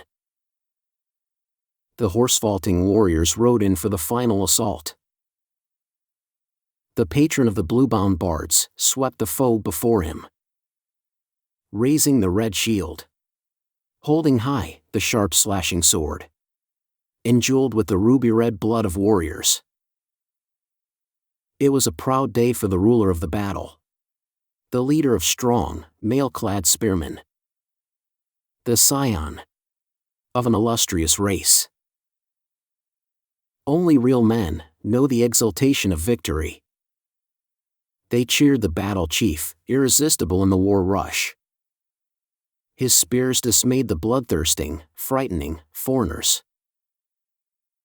He wielded the dreadful blade of battle, which tested the manliness of men. Those were brave days.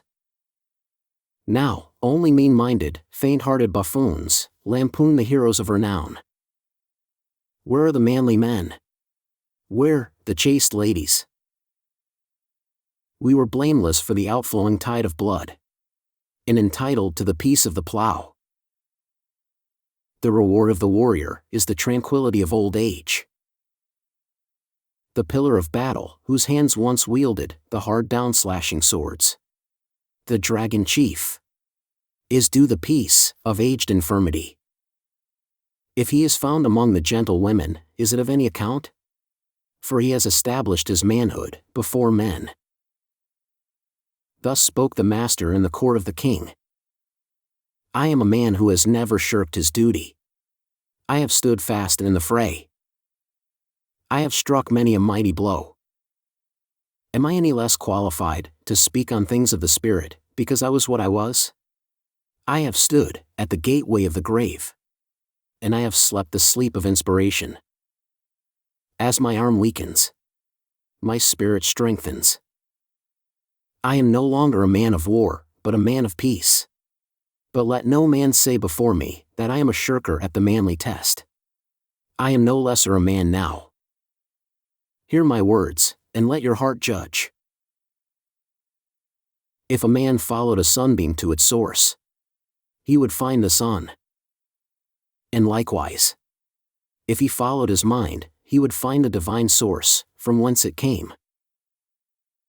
From the high God flows the inspiring spark in men. which kindles the flame of wisdom, truth, and goodness. Likewise does the mind project its thoughts and plans, which are given form when expressed in words. When a man's thoughts come from a spiritual mind, they reflect the nature of the spirit above all spirits. When they are stimulated by desires, feelings, and urges, they reflect only the influence of matter on mind. Individual man is not a separate being, cut off from all others, living isolated in his own enclosure. All things are in unity, and the thoughts and feelings of others, living or dead, pass through men like water through the gills of a fish. No man is cut off from the free flow of life, which purpose is to bring forth new forms of life, absorbing the old and outworn, and replacing it with the new. Have faith, for this is the child of study and diligence. If, however, adopted by credulity or apathy, it becomes a useless thing. Faith is not an excuse, but an expression of hope. If made the refuge of the gullible, it is a thing of little moment. Faith is the spear of the wise, and the crutch of the foolish. The king said to the master, "Why do you, who are of warrior estate, entertain uncouth and ignorant men? Some say you even prefer their company to that of the wise and highborn." The master replied, "Sire, I will tell you how a teacher greater than I dealt with such a question. In a land across the waters, a wealthy man gave a feast, to which this great teacher was invited. As was the custom there, outside the feasting place was gathered a motley crowd of hangers-on, drunkards, thieves, deceivers, and harlots. Now, when the prime feast was over, the teacher went and sat among the outsiders, and talked to them in a manner to their understanding concerning uplifting things. Those within and the disciples of this man were aggrieved because of this, and sent out 2 men, who said to the great teacher, 'Tolerant master, is this a wise thing you do? The word of such doings will spread quickly, and when they hear of the company you keep, prudent men will shun you.' The great man replied, 'A worthy man never fails to do his duty, wherever he may be. And what I am entails a duty to minister to such as these. As to my reputation, have I not taught that reputation is subservient to service? These, being God's children, are our brothers, yet their lives contain more problems unknown to you, because you have no knowledge of the nature of their burden. You, considering yourselves wise, cannot disclaim understanding and sympathy. These sinners are openly guilty, but such honesty is capable of transmutation into shame, and shame into remorse. Those within are clever enough to cover up their guilt, and their duplicity and dishonesty cannot lead to shame and remorse, for they believe only that they are more clever than those here. Suppose those within, who despise these sinners, were to stand forth, stripped of a hypocritical overlay, covering their sins. What do you think you would see? I tell you, the inner aspect of many of those within is more hideous than that of many here without. For those within have much, and therefore should be above temptation. Yet I tell you, that the man with most is often the most avaricious. The distortions of sin are not caused only by deeds done, but also by the suppressed wish and desire. I say to those who sit at the flesh pots, you covet the wealth of others. You envy the house or wife of your neighbor. Lewd thoughts burn in your minds when you gaze on the figures of women, so that your bodies lust after them. You practice deceit every day, wishing for wealth, position, and fame. The man who covets in his heart suffers as a thief, and she who lusts in her heart is a harlot. Those within heard these words, but held their peace and were silent. The master said to those who were beside him, "Their own hearts accuse them. For the hearts of the pure do not make such accusations. The impure cover the evil, polluting their hearts with hypocritical displays of righteousness. They hide their true thoughts by displaying loathing for things their hearts long to do. They revile others for their sins. But this is hypocrisy.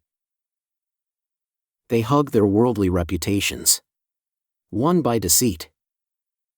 But were the mask to be torn aside, they would be seen as wallowers in the mire of secret, sinful thoughts and hidden vices." One day, the master went to the encampment of the idol worshippers, and said to one there, "Why do you worship images of wood and stone?" The idol worshipper replied, "So that it will provide me with food and shelter, and keep me from harm." The master said, "How can it do this, when it cannot even move of itself?" Said the idol worshipper, "Whom do you serve?" The master answered, "I serve the great God, above all gods, who can feed his worshippers everywhere." Said the other, "See now, your own actions contradict your words. For if your God is everywhere, why have you left your home beyond the great forest to wander here?"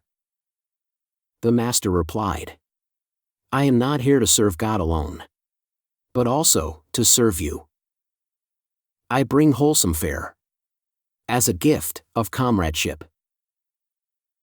Wayfaring with some waytamers, the master looked into a pool with all its life and said, "What an imagination God has." They said to him, "You have been taught in the shadow of the great master, and may gaze on that which casts the shadow.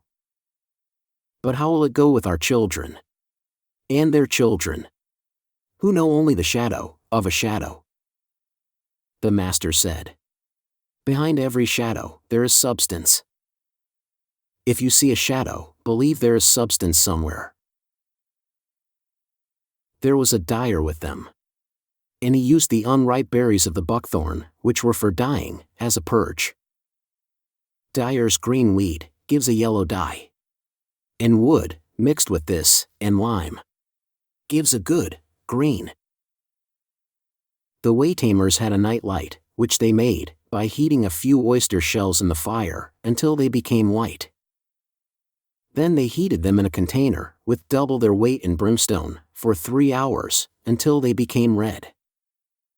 This made a light in the night. Many times, the master spoke wise words, and his followers wrote them down, for he knew the way of words. He said, "When the wind blows, it discovers every opening.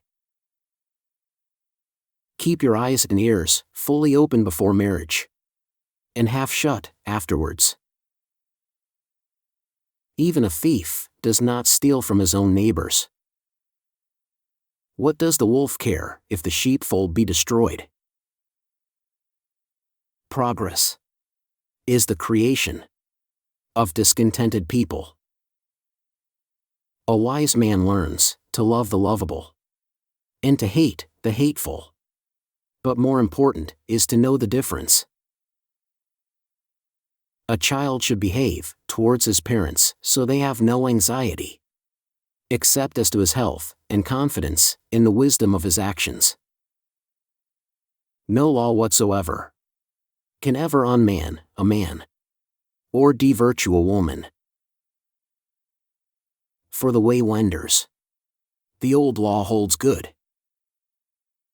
It is said that he who kills another unlawfully who steals or robs, with violence, or rapes or seduces, a maid or matron, shall be placed in a wicker cage with others, and burnt.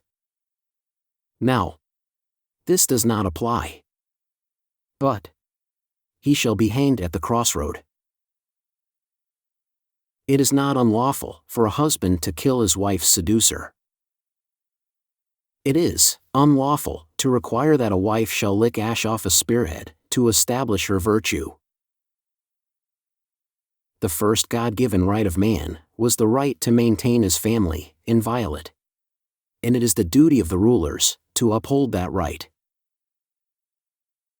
The 7 qualities of manliness are courage, fortitude, kindness, integrity, truthfulness, consideration, and protectiveness.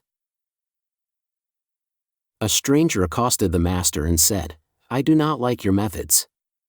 The master answered, "Is that so? Well, actually, I am not too satisfied with them myself. Tell me, how do you inspire men to live in harmony among themselves?" The stranger said, "I don't." Said the master, "I prefer the way I do it to the way you don't." The master went on to say, "Man lives for 2 things: the acquisition of knowledge and skill, and the refining of the spirit through experience. He who commands by his integrity is like the pole star, which remains constant, while others revolve around it. To give you the essence of my teachings, I would say, let all your thoughts be completely good." One asked of the master, "Who shall be our teachers?" The master replied, "They who by revitalizing the old wisdom of their forefathers in this land, and adding to this new knowledge, are suitable." When they asked who should preach, he said, "He who should not preach what he desires others to practice is one to whom these practices are not normal. To learn without thinking is futile. To think without learning is profitless. Wisdom does not consist of what a man knows, but of recognizing the limits of his knowledge. Listen always, but speak seldom. Maintain silence when in doubt, and you will seldom get into trouble. Keep your eyes open, but forget what you should not have seen. Never gossip, and shun all gossip mongers." The master was asked, "How should a master deal with his servants?" And he replied, "Promote those who are worthy, and reward their loyalty, and train those who are incompetent. To know what is right, and not to do it, is cowardice. Wealth and station are desired by every man. But if these can be acquired or retained only to the detriment of his service to his creed, he must relinquish them. Poverty and subordination are disliked by all. But if they can be avoided only to the detriment of his creed, he must accept them with good grace. Become paladins among the people, making the words of these writings the cause you serve. The inspiration is divine, but the medium is human. In the past, the pure light of truth was concealed from the multitude of the people in riddles and a fog of jargon. Parables satisfied the people's understanding. Religion degenerated, because in its higher aspects, it was not understood by the mass of the people, and there was a fear of casting pearls before swine. Hence the mysteries, and the need for ceremonial images and symbols. People more readily worship representations of God because they cannot comprehend Him, and shirk the effort of trying to. God cannot be represented by things of this world, to the understanding of the aristocratic soul. there are Adamites, whose souls slumber within, and God-men, who are the ultimate, earthly beings. These are mysteries held close and safeguarded by the Knights of Carwardrin, but which came to our master through Gwal Gwyn of the White Hawk Crest, and Gwalanad, the Summer Hawk, also through Palladier of the Spears, and Lancelot, he who carried the mystic spear of Lot. They who are ready will read these things with understanding. Words are mysterious things, within which can be hidden profound things. But enlightenment does not come easily, or from mere reading of what is written. Greatness declined during the Great Peace, when knights were lax and pleasure-seeking.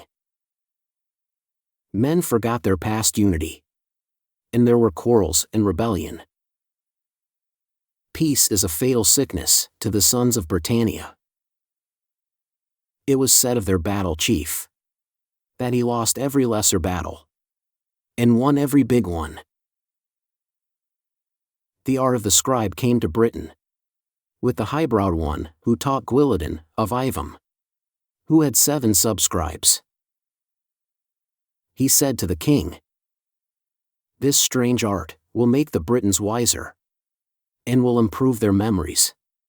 For it is the very essence of memory which has been brought to this island." The king said, "Most wonderful. But while you may be prepared to bestow this, have you the ability to judge the worth of this art? Should not this be with another?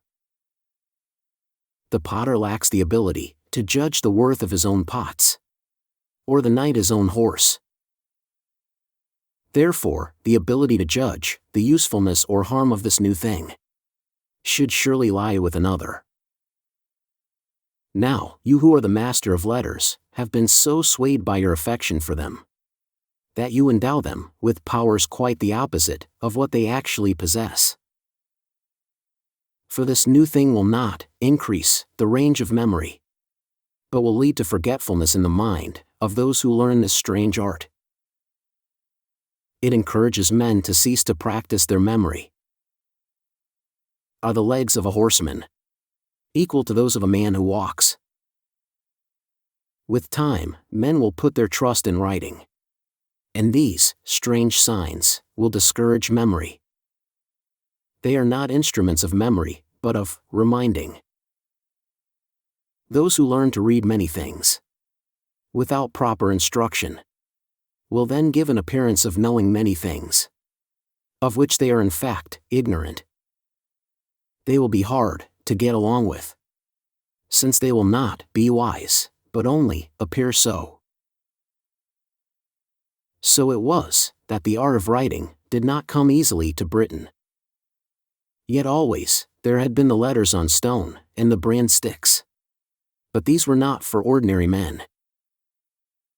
Give an ass oats, and he will run after thistles. Such is the nature of man. And never went out an ass that came home a horse. The king had imprisoned one of the master's followers, and when the master sought the king's ear, his retainers drove him off. He returned, but this time they turned loose the hunting dogs upon him. The master stood firm and made no move, saying in his heart that if God decreed that the hounds should maul him, so let it be. The hounds stopped before him, and refused to obey the urging of those who trained them. This filled the heart of the king with wonder, for he knew the nature of the dogs of Britain, and he released the prisoner. It was at this place that the master was challenged to produce his god. They said, "Though you decry our images, yet do we have likenesses of our gods, while you lack even this. Your words are no more than puffs of wind." The master said, "These are the words of the report. To few has the arm of God been revealed. Did it not shoot up before your eyes, as a sapling from a staff? And did not the withered staff take root in alien soil? Even so will it be with my words. I heard the Spirit of God in the night watches, saying, Go! Carry my words of truth to the unbelievers. And it will be like the rain that ends the drought. My words shall strike deep into fertile soil. Its beauty shall be like the holly tree. Its fragrance shall fill the land, like the scent wafted from a new-mown meadow. You, my servant, will plant a tree, which shall shelter all nations.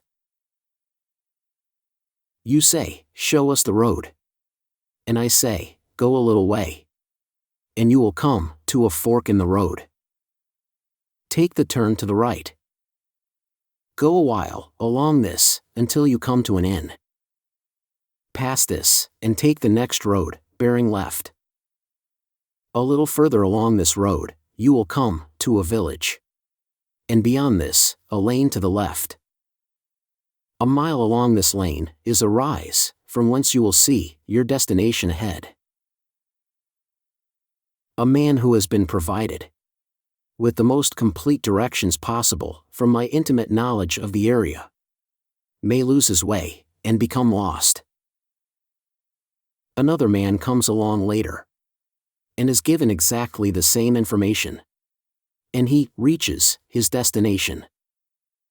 No doubt, the first man will revile his informant and seek to place blame wholly upon him, declaring the directions to have been misleading. The other will declare how comprehensive they were. My words direct those who listen with understanding along the road of man's destiny. This road will not change about, and will always be there.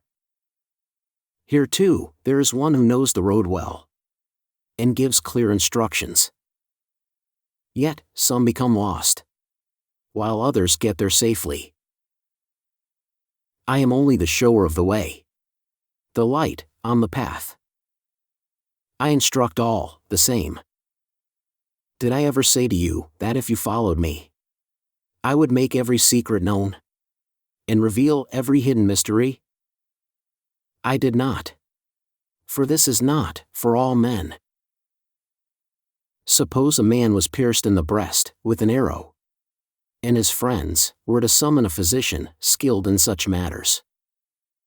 What if the man said, I will not have the arrow withdrawn until I know who fired it, and from what manner of bow it came, whether the archer be fair or dark, tall or short? I would know his name and his tribe. I want to know whether the arrow is fletched with feathers of a goose or of a fowl. Such a man would die, and all his queries would serve him not one jot. The man's life would come to an end. But still the great question, which he overlooked, would go unanswered. Why was the arrow fired? It is equally foolish to say, I will not accept the teachings of this man until I know from whence he came. Who is his father? What is his estate? A man wishes to know what the land of Egypt is like, but does not wish to endure the discomforts and dangers of the voyage. Yet, when others who have made the journey tell him about it, he says, I will not believe this until I have seen it with my own eyes. So there is only the choice of making the voyage or accepting the word of those who have done so. None can justly say, because I have not seen it for myself, because I decline to face the dangers and discomforts. The place does not exist. The Master was asked, how shall we live to be in accord with the way of God? He replied, say not that you live for God. For whatever man does, serves man. God is served only by serving men. Follow the words of the wise, and do not chase after fools. Learn about the ways of life, and enjoy them to the full. Life is meant to be lived with excitement and joy. But never for mere pleasure or self-satisfaction. Discipline your daily doings, and let these not become burdensome. Earn a congenial livelihood. And in all things you do, be honest, diligent, and careful. Let not your thoughts be the sport of every wind that blows. This thought may come to you: I know imperfect conditions may be put aside. I know impure things can be discarded. But a man may even be blessed with the good things of life, and yet remain sorrowful and melancholy. For this he is by nature. Happiness and cheerfulness are not things flowing from affairs of the day or through circumstances. The sorrows of a sad man come from within. Things of the daily round of life should be directed in the knowledge of what is for your own good. There must be an understanding of the way, of the path. Be upright, conciliatory in speech, and rational in bearing. Mild, but not meek, and with no vain conceit. Be content, having few material wants. Frugal and composed in mind. Be discreet, neither insolent nor avaricious. Do no mean thing, for this is not the way of a knightly man. Never act deceitfully, or scorn another unjustly. Be free from sloth, and spread goodwill to all. Many will merely read these things, which will go in one ear, and out of the other. There is no virtue in just reading them. They have to be lived by, to be of value. Wisdom can be given to men, but this, of itself, does not make them wise. Wisdom is like a handful of seeds, plucked from the seed bag. There is no value in them, unless they be sown, nurtured, and reaped. Be ever mindful of what is done. Know the body as it deals with the outside. A man thinks to himself, "This body I wear as a garment is what I make of it." He does not neglect the body, and is always aware of its existence and activities. This awareness is called mindfulness. Through bodily contemplation, a state of mindfulness is reached. The mindful man is ever conscious of every action and its consequences. He knows what he does, whether standing still or engaged in some activity. Whatever the body does, he is aware of it, and he has it under control. He knows his body to be filled with a variety of contents. He regards it as a peddler's bag. Examine the body daily, in contemplation, and thus develop mindfulness. Contemplate the body, made of earthly elements, in solitude. And know that, which contemplates, is the spirit. Think of the body as if dead. What enlivens it? What is life? Be mindful of all your feelings. If experiencing something unpleasant, be mindful that this is so. Be mindful of all the activity about you. Of the sighing of the wind. Of the song of birds. The rustle of grass. And the whispers of leaves. Know the difference between that which is generated by the body and that which is generated by the spirit. Abide in the mindfulness of feelings. Teach the body to know itself more fully and to comprehend more of its surroundings. When a man is mindful of what flows from the body and what flows from the spirit, then he knows he is body and soul. Be mindful of what is good and what is bad. thoughts become confused when undirected. So, like horses, they must be kept in hand, through the restrictions of bridle and reins. There are lofty thoughts, and base thoughts. Thoughts which arise through the prompting of the body urges, and thoughts which arise through the purifying prompting of love. The wise man dwells in mindfulness of all things, not overlooking the urges towards indolence, ill will, resentment, worry, and wavering indecision. Be mindful of ideas and ideals. Be mindful of the full working of the eyes, the nose, the mouth, the ears, and the skin. The true way is the overcoming of self, and the mastery over earthly conditions. For as a man changes himself, so does he change his condition. Man must be able to say, "This is of me," and "This is not of me." "This is me," or "This is not me." He must divide himself in two in mindfulness, knowing what is of the earth and what is of the spirit. He must travel the great path, conscious of his twin self. He should observe others, whether or not they have the quality of mindfulness. He must be self-possessed by his own spirit. The self-possessed man acts with composure, is mindful and self-aware. The man of turmoil is he who goes abroad with senses unguarded. Without mindfulness, he is unsteady and unstable in thought.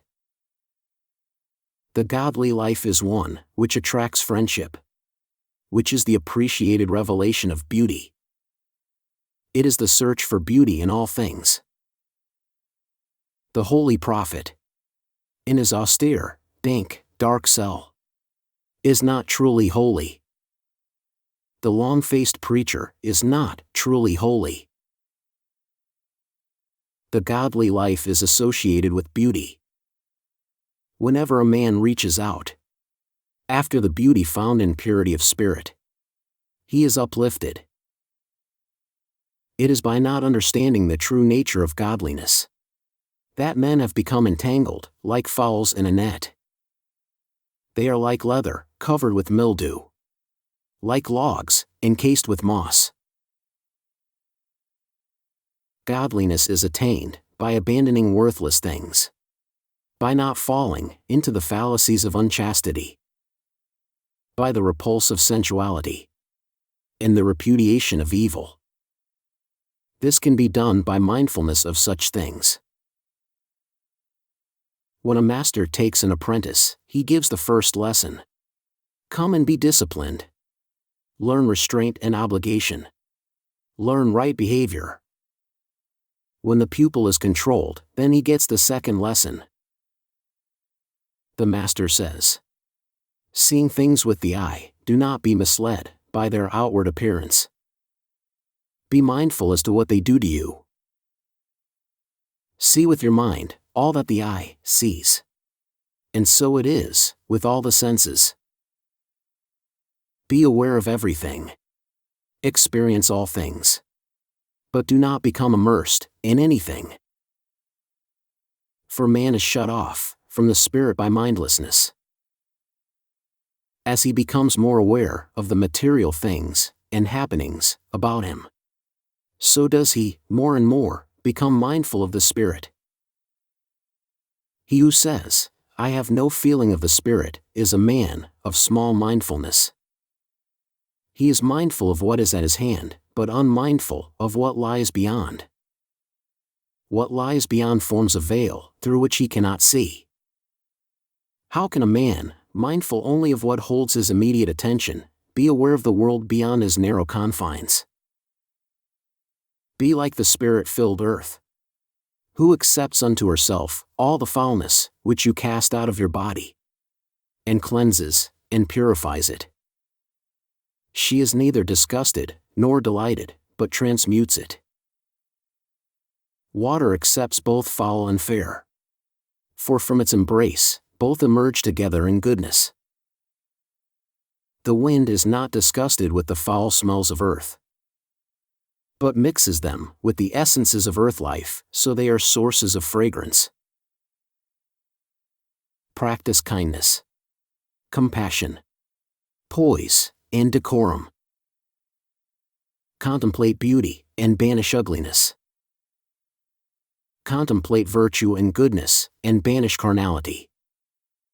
Contemplate the eternal, and banish impermanence.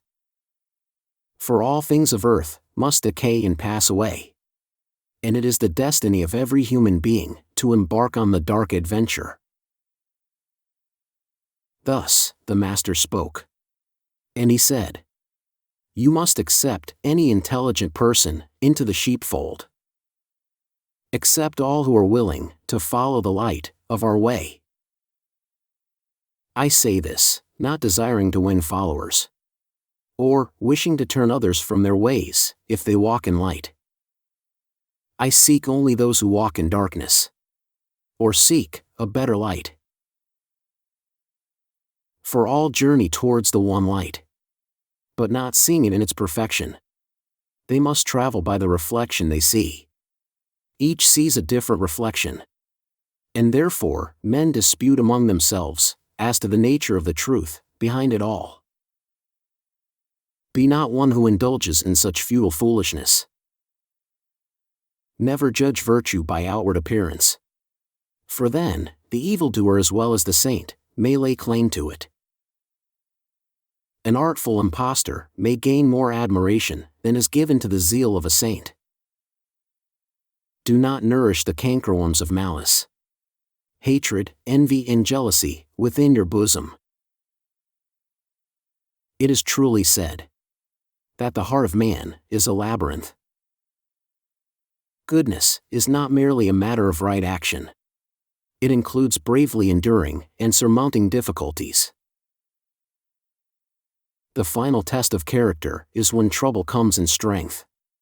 Then, the question is not so much whether a man does what is right, as to whether he can stand up with integrity to what life does to him.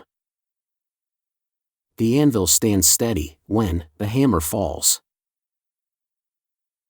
Manliness involves recovery from every moral failure.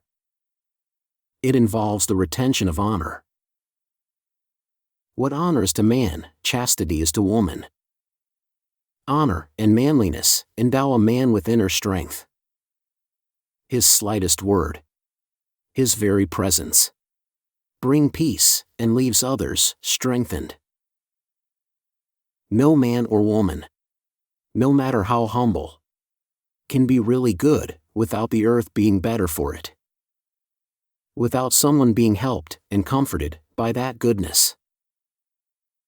Words such as these blow against the whirlwind of human nature, yet they are the stuff of the spirit.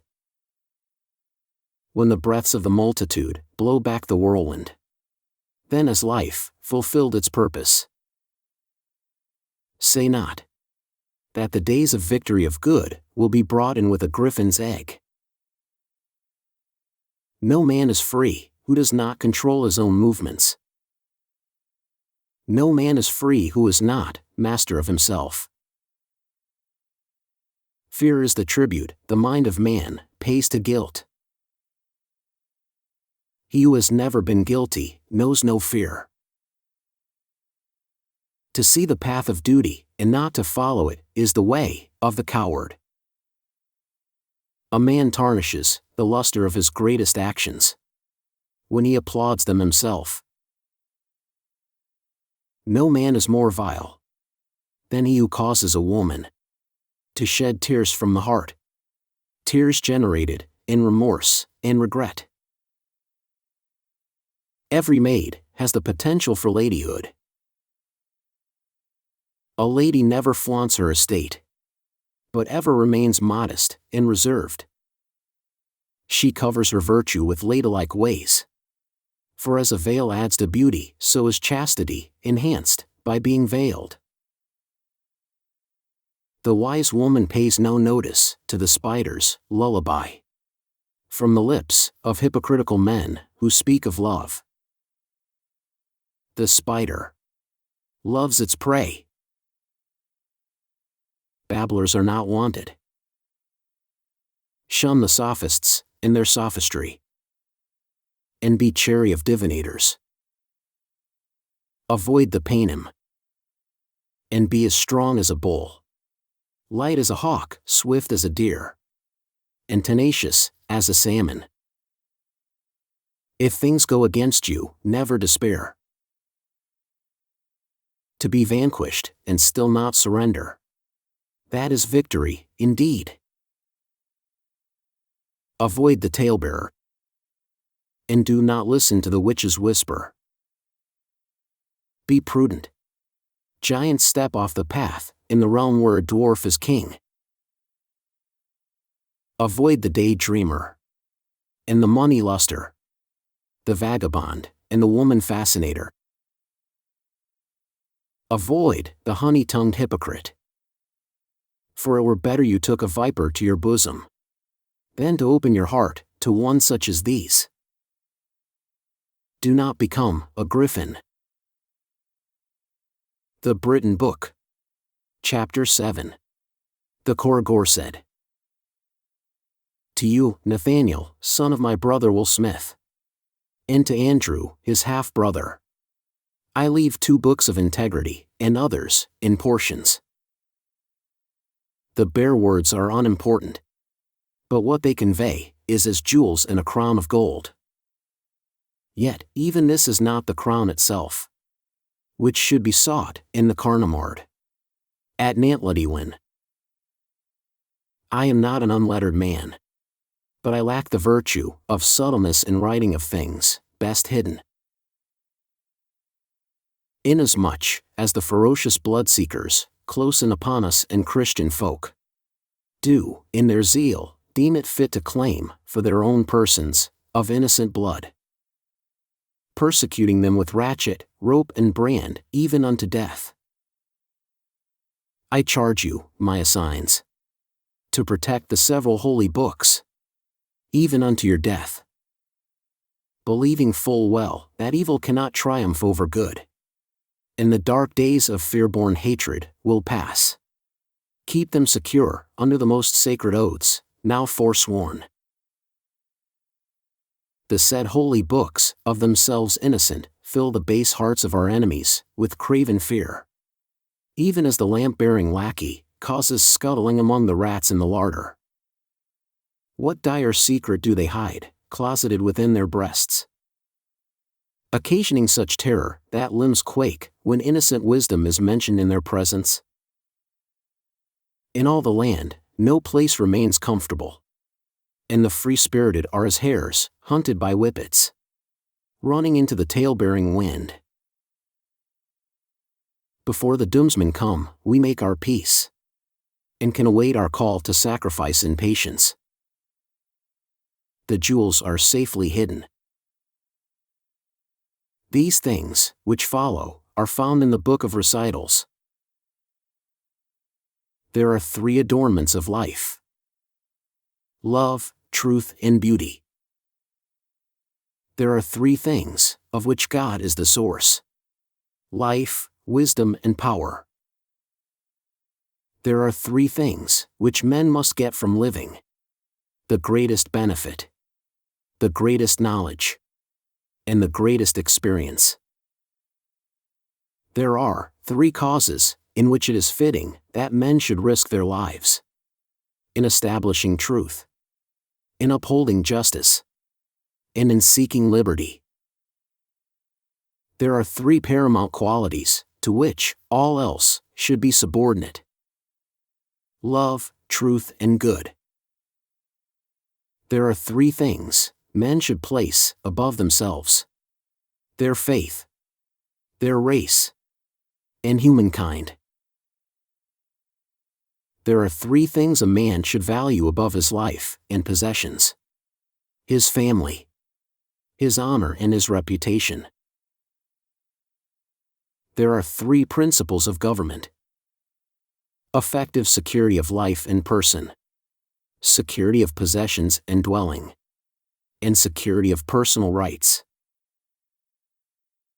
There are three things a government must hold inviolate: a man's family, his dignity, and his opinion. There are three things the government must provide: education, justice, and safety.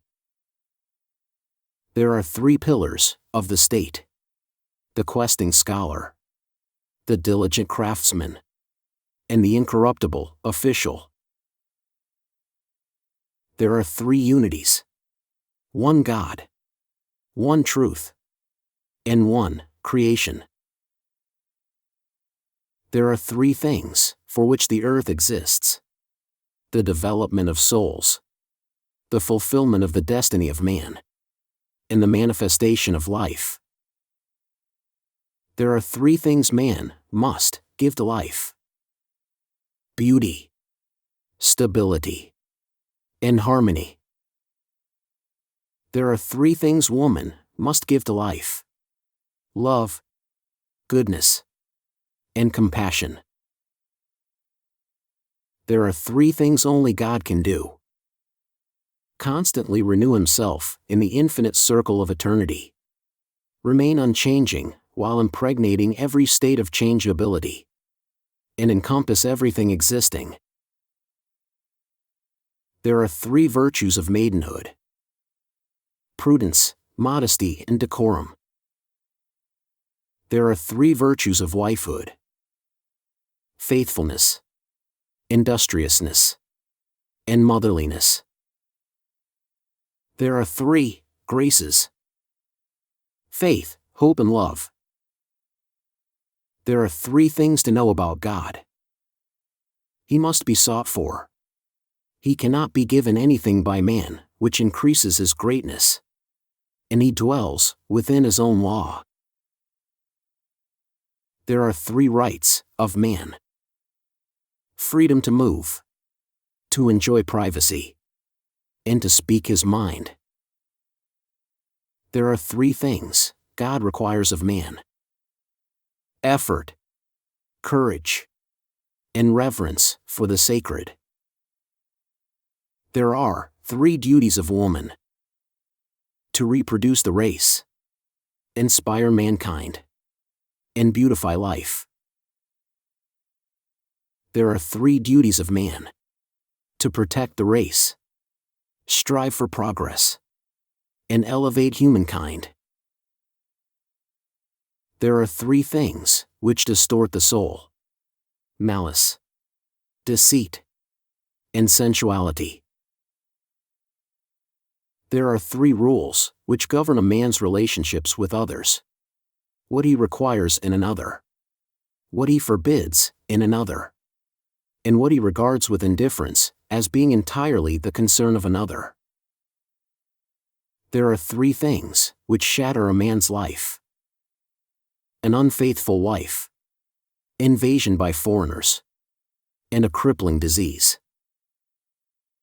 There are three principles of greatness: obedience to the law, concern for the welfare of the community, and the ability to suffer with fortitude all the blows of fate. There are three states of being: that of God in the great circle, that of spirit in the outer circle, and that of matter in the inner circle. There are three duties of parenthood: to protect, to cherish, and to educate the child. There are three duties of a child towards its parents: obedience, respect, and loyalty. There are three qualities of a husband: consideration, protectiveness, and care. There are three essentials of manhood: courage, fortitude, and honor.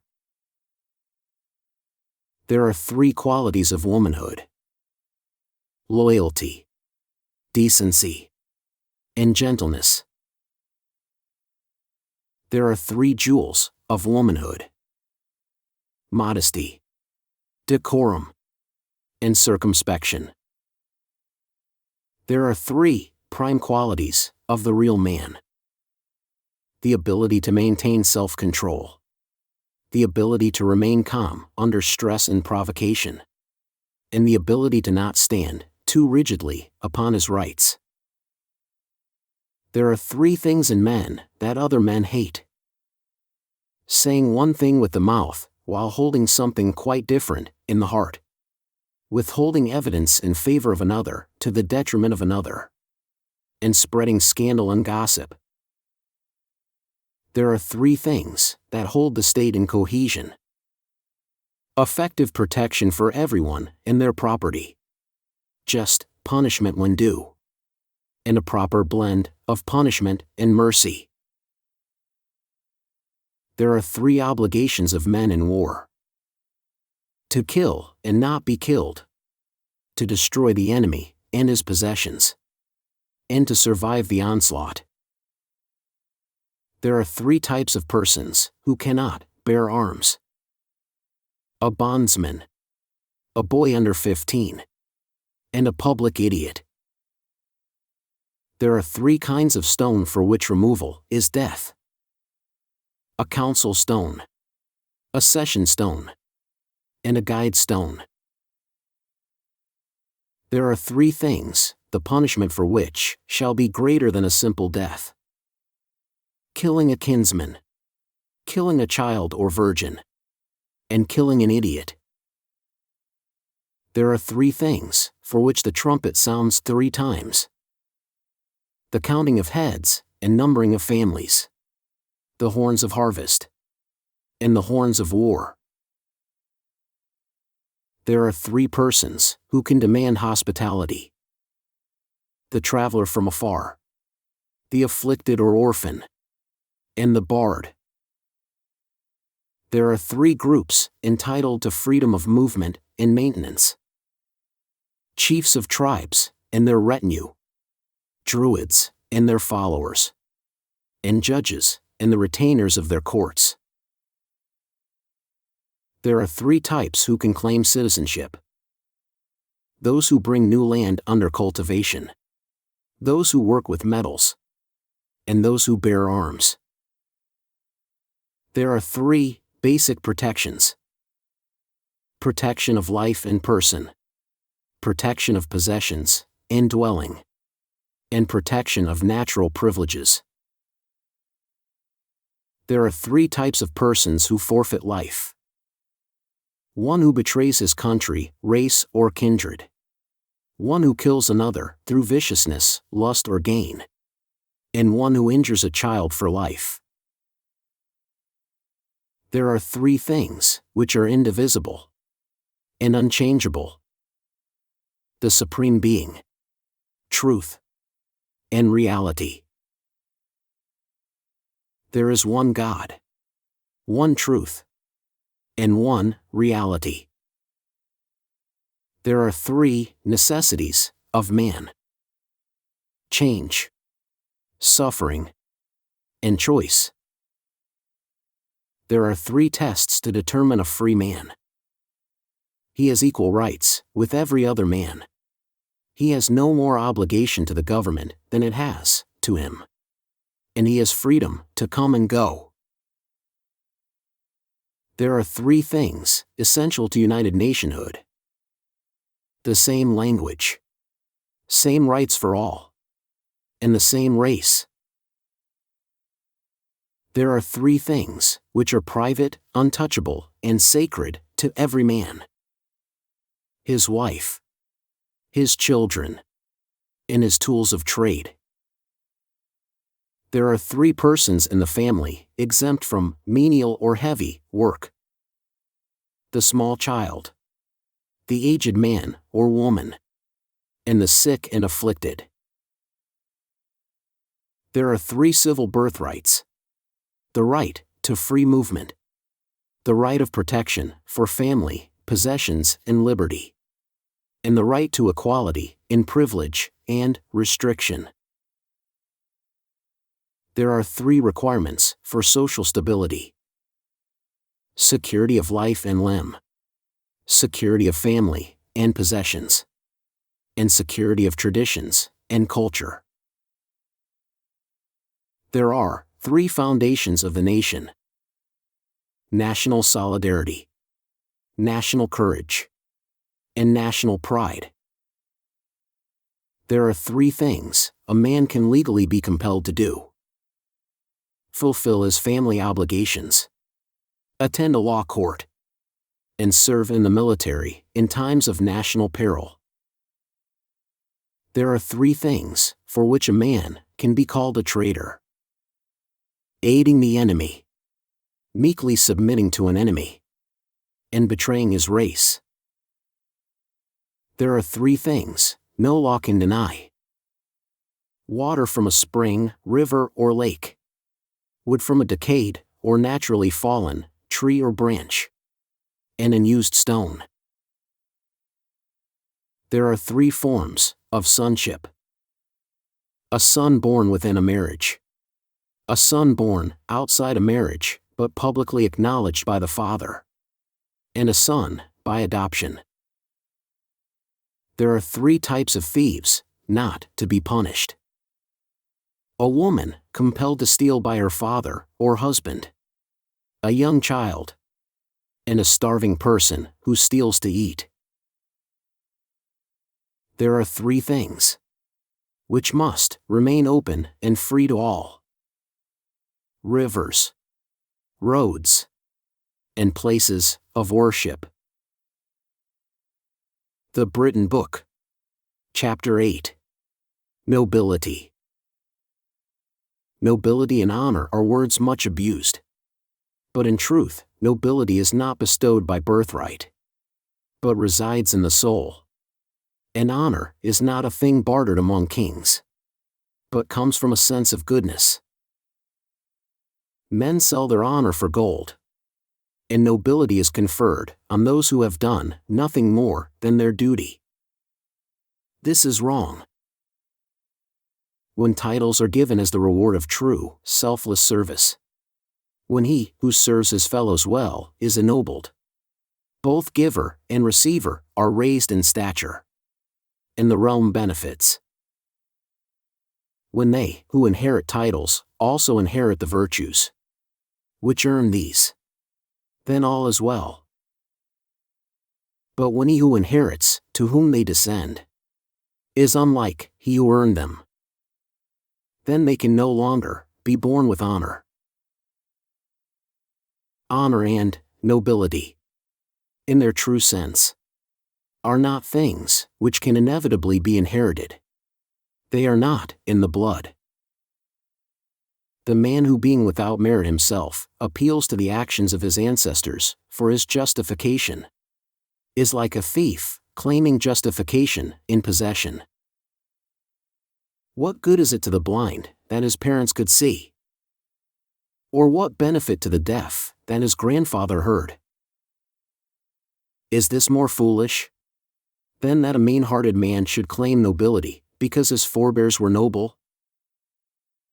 A man who serves the people well has no need of ancestors. The noble mind does not derive pleasure in receiving honors, but in deserving them. Is it not better that men say, "Why has this man not been honored by the king?" than to ask why he has been? I speak to knights, who surely of all men are the most noble. Eat slowly, and with good manners, even if alone at the table.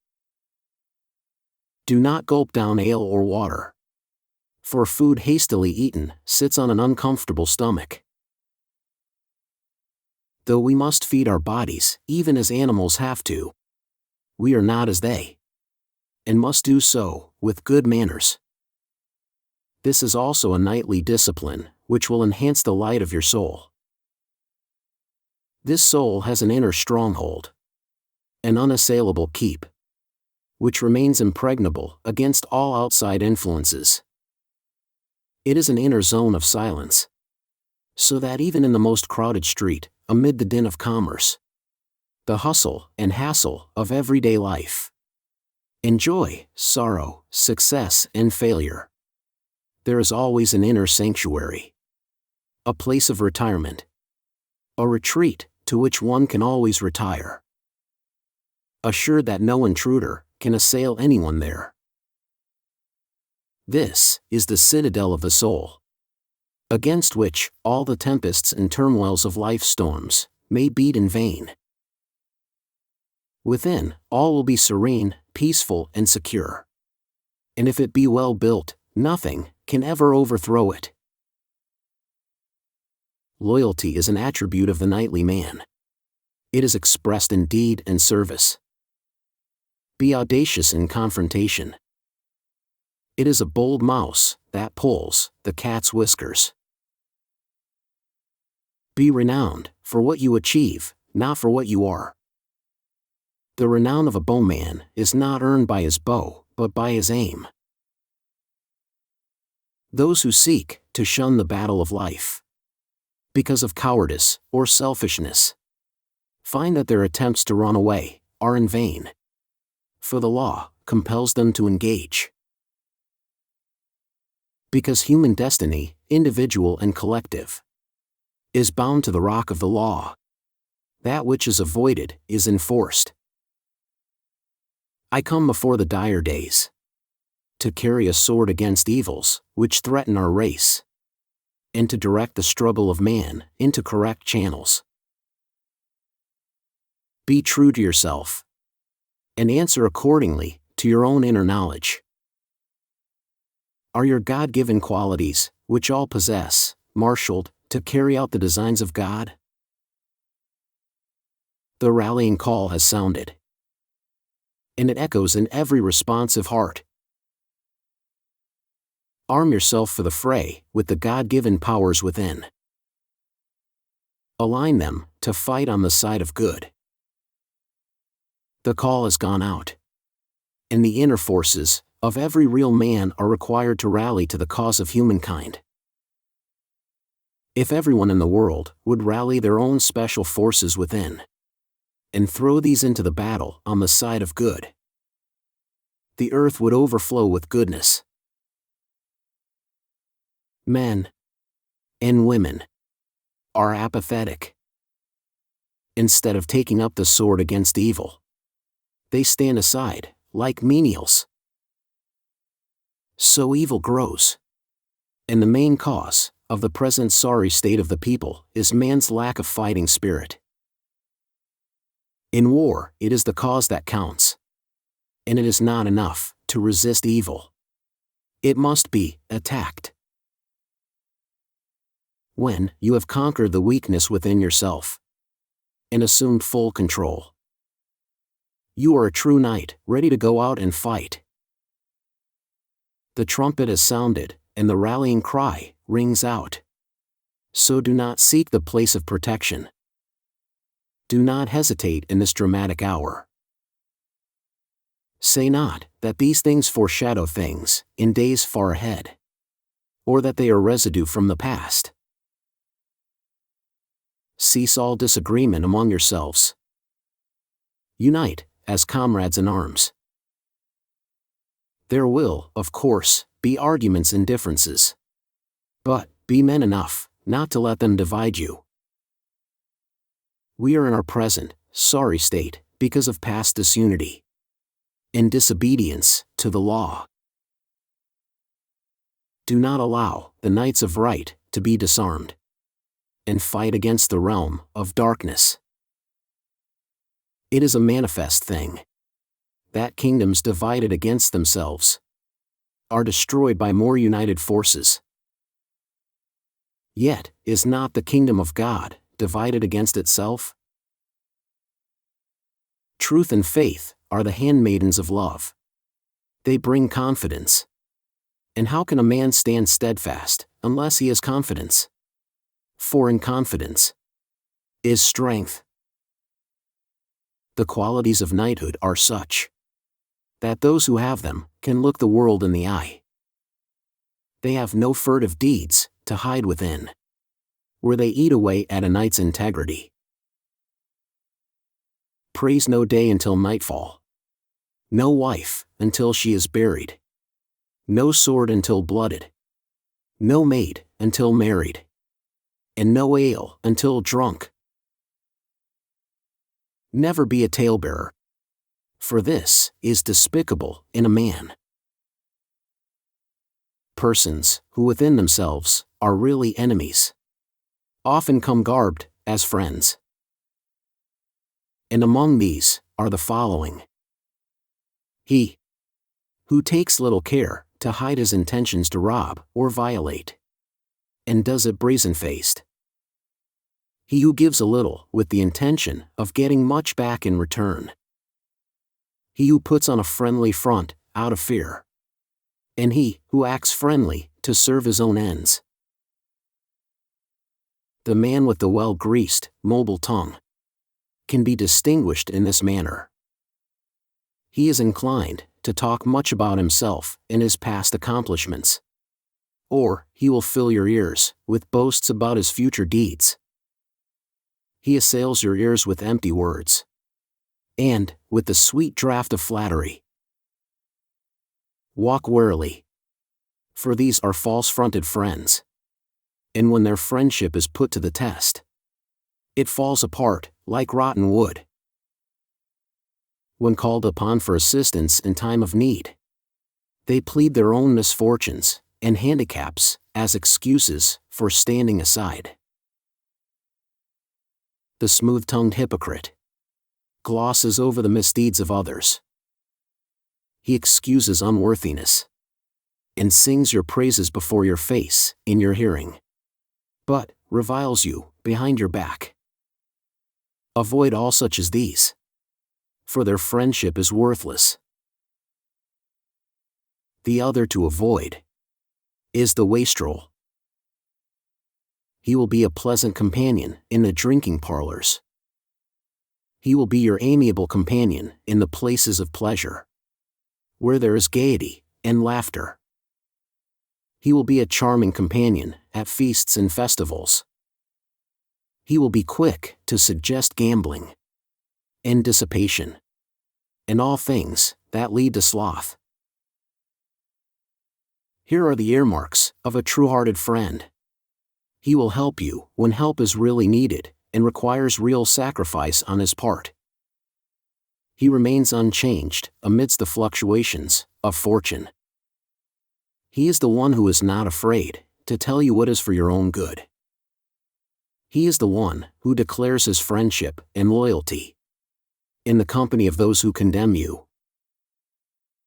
True friends are few, and are treasures indeed. A true friend watches over you when you falter on the way. He keeps a watchful eye on your property and interests when you are indisposed. He is your refuge in times when you are in fear, and your consolation in distress. He is your reassurance in doubt. He never deserts you in need. A true friend tells you his secrets, and never, under any circumstances, reveals yours. He never forsakes you in times of trouble, and would sacrifice almost anything for you. In earthly armies, rules and commands must be obeyed. There is no other way to conduct a campaign. It is so in the army of good. Each and every man can rise by his own efforts and perseverance. Be as ready to take orders as to give them. For no man has the qualities of leadership who cannot also obey. All soldiers in the Holy Army must be well disciplined. How otherwise can the battle be won? If we falter in this, the infidel and heretic will prevail, and the long, weary journey be abortive. Be ever loyal to your comrades placed in authority. Trust them, and change only when, by direct and personal contact and knowledge, you find them false and wanting. True friendship is the greatest of all gifts. In the courts and castles of the land, women, as apart from ladies, because of their physical weakness, have been made to appear of lesser importance.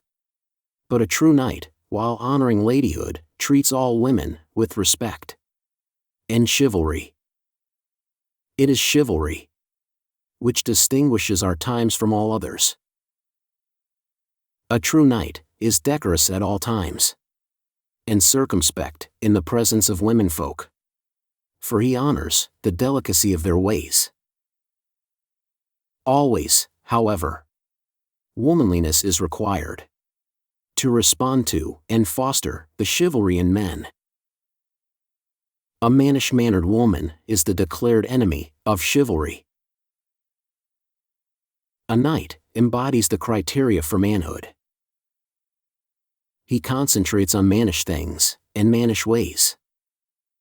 He does not meddle in the affairs of womankind. A true lady is a rare and lovely jewel. What the word lady means is hard to define, but one meaning is that a lady is a woman in whose private presence a man acts with decorum and reserve. He shields her from crudity and lewdness. A knight understands the economy of life. It is too easy to long for a certain conclusion. Perhaps that the suffering of a loved one will end. However, it may be a case where only endurance and fortitude will heal and benefit the spirit.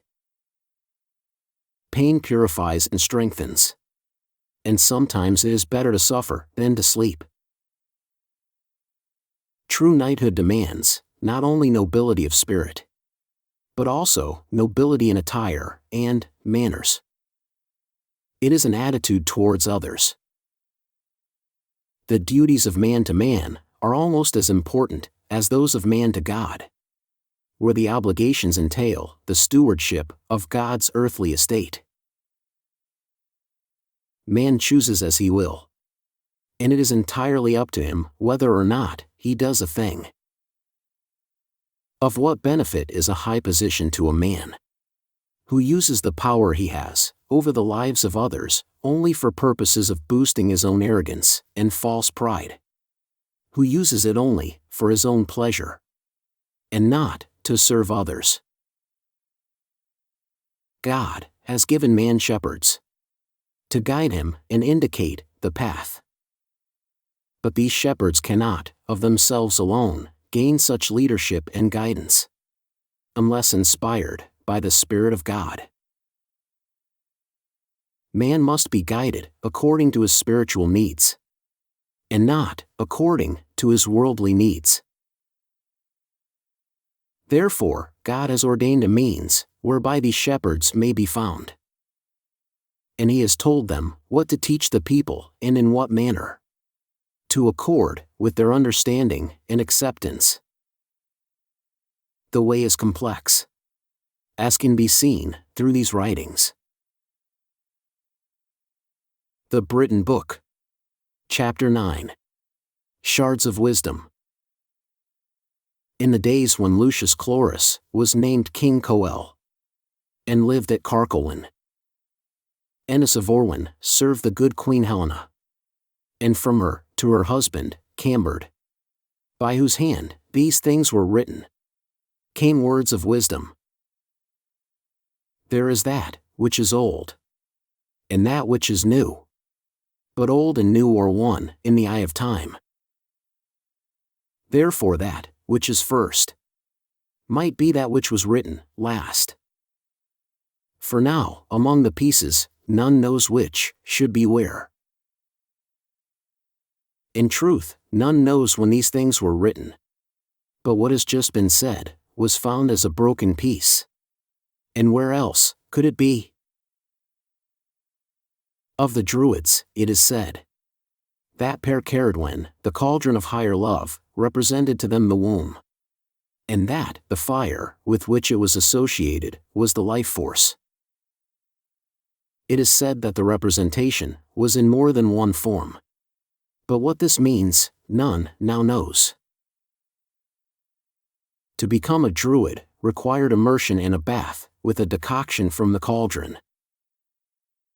After immersion, for a prescribed time, the residue from the bath, infused with the man's evil, was poured into a pit.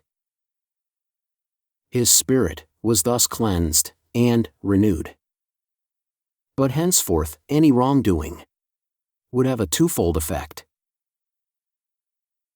A band of troubadours, being people who held some secret of life, came to Britain in the days when England was Saxonized. They had a secret book said to explain all the mysteries of life. But the book itself explained little. Yet they, who followed the secret book, became the wisest among men. Written words, when read without thought, are valueless. And this is how most men read. Troubadours have a secret place in the Admosian hills. Emiris said, "The people are entitled to the consideration and care of the rulers who direct their days. Men are entitled to the peace of the plow, unless their lands and families are under threat. No man, who is a man, slumbers under threat. And the reward of the warrior is tranquility in old age. The foolish man, who sacrifices his peace of mind and happiness to seek wealth, is like a man who sells his home to buy furniture. If there is anything more powerful than fate, it is the courage that bears whatever fate decrees, unshaken. The dispensations of life favor the courageous man. Within the wider world, responsible procreation and selectivity play a spiritualizing role. While on another level, they preserve the diverse racial and cultural heritages. Racial pride is a positive quality, which has nothing to do with racial prejudice. Pride, without prejudice, should be the watchword. Thus, it is written, "They who inherit and inhabit the kingdom, in which irresponsible procreation is condoned, prepare for themselves the path of degeneration." They do not hold human sexuality sacred, enshrining it in the family, and placing it in the guardianship of women. They do not honor the mistress of the house as the vigilant guardian of their racial heritage. The worship of ancestors sprang naturally from the pride and reverence in which people held their forebears. It indicated their gratitude and understanding for the sacrifices the ancestors made in being selective and responsible. When the selection of a marriage mate can be left to the sense of responsibility in the couple primarily concerned, then civilization has taken a big step forward. But who is wise enough to determine when this wisdom is present and expressed? Where are those prepared to uphold responsible breeding habits? As found written, these are the accomplishments of a lady. She should learn the following: cutting, sewing, and making of garments, the arraying of garments and adornment of the body, the toilet of the hair and the art of hair braiding, the art of motherhood, housewifery and cooking, the preservation of fruits, meats and herbs, the growing of flowers and herbs, the stringing of necklaces and the making of ornaments, the making of pottery, and the preparation of perfumes and ointments, singing if she have a sweet voice and melodious speech, writing and drawing with paints, the art of archery, with the little bow and small swordsmanship, the knowledge of jewels, the making of lace, and knitting of wool and weaving, the use of herbs and simples, and small leechcraft. Her teacher in the ways of life should be her mother's sister. She should be married, or a sister who is married. or a female friend of her mother who is of long standing and in good grace with her mother, or a female tutor, or female nurse who is attached to the family. Concerning women, there are petty maids and maids, both of these categories being virgin. Unmarried matrons, wives, widows, cast out women, women of no repute, and harlots. A woman living as married, but not actually married, is not inviolate, nor is an unmarried matron. Those may be sought for pleasure. An unmarried matron, having been enjoyed by others, is available for a man's pleasure. These women are not to be touched in lust. A mad woman, a woman with running sores, a woman with child, and a wife. No child shall be touched in lust. A man shall not display his nakedness before his daughter, nor a mother before her son.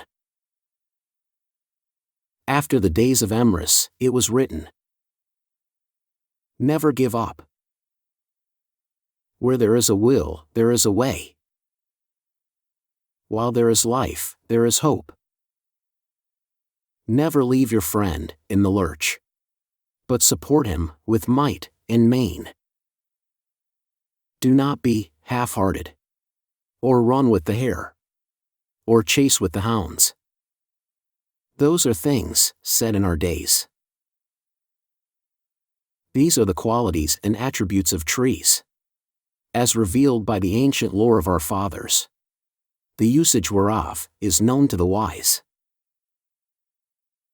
The providing apple, the winsome cherry, the soporific ivy, the comforting elderberry, the holy oak, the sorrowful willow, the compassionate ash, the protective yew, the happy birch, the companionable holly, the lively hawthorn, the mystic hazel, the sedate pine, the wish-granting sallow, the healing heather, the age-consoling alder, the youth-giving waywithy, the generous broom, the helpful furze, the spirit-strengthening beech, the soothing windrake, the laughing aspen, the gentle juniper, the reliable wayfaring beam, the cunning hornbeam, the flighty gadberry, the ominous dogwood, the jumping buckthorn, the light-hearted maple, the direful slaythorn, the angry parbeam, the willful cartack bush, the haunted banbeam, the frightened witchbeam. They, who are at one with the trees, understand the nature of the life within them, and make much of such things. There is a mystery here, to be worked by those with understanding, but to others it will be meaningless. These are the useful herbs, to be found in field, forest, and wayside, in the days gone by. Wolfbane, which guards against wolves and dogs. Barrowed, which grows only near the dead. Harwort, witchweed, tinkerbells, wayweed, skullcap, featherflowers, which cure the stone. Blackberry, sundew, deadly dick, celandine, which cure the piles. Windweed, moonflower, which works a spell. Witchhead, called blackspear. A sprout. Drudbum, which brings sleep. Witchbane, which is put above the door. Hawflowers, ellenberry, wimberry. Dradsweet, Elphiac, Fairy Fern. Witch Whispers. Quickenbush. Sourseed, which purges. Bardberry, for lovers. Amaranth, it never fades. Windflower, Gullflower, Wegrig. Bloaterbud, which heals all wounds. Levenshade. Laganleaf. Hocamole. Rillweed. Boonberry. Hatherswead, which women use. Assislup. Fullerswort. Withrinweed, which makes blue dye. Canweed, which quiets the heart. Mayslip. Codecreeper. Slamless. Sode, which cures men of madness. Mothin, which only grows on cliffs. Archizine. Daffbloater, which cures stomach sickness. Malbrig. Mayspell, which heals the stomach. Bormode, which soothes burns. Cellarweed, which gives visions. Tianwed, which heals the skin. Canecop, which makes a brew. Cowslip. Waybroad. Satyrian, which overcomes impotency. Dwale. Corncockles, which men call tares. Documdick, which gives men virility and only grows under the shiver tree. These things serve well, but some are lost to the knowledge of men. Herb beer, made of yarrow and river sweet, soothes the spirits of men. Red clover cures the small cancer, if the suffering one be a man of self-control. The herb called Mothin is drunk with milk at childbirth. Sickness is first, a malady of the mind. End of the Britain book. Thank you for listening.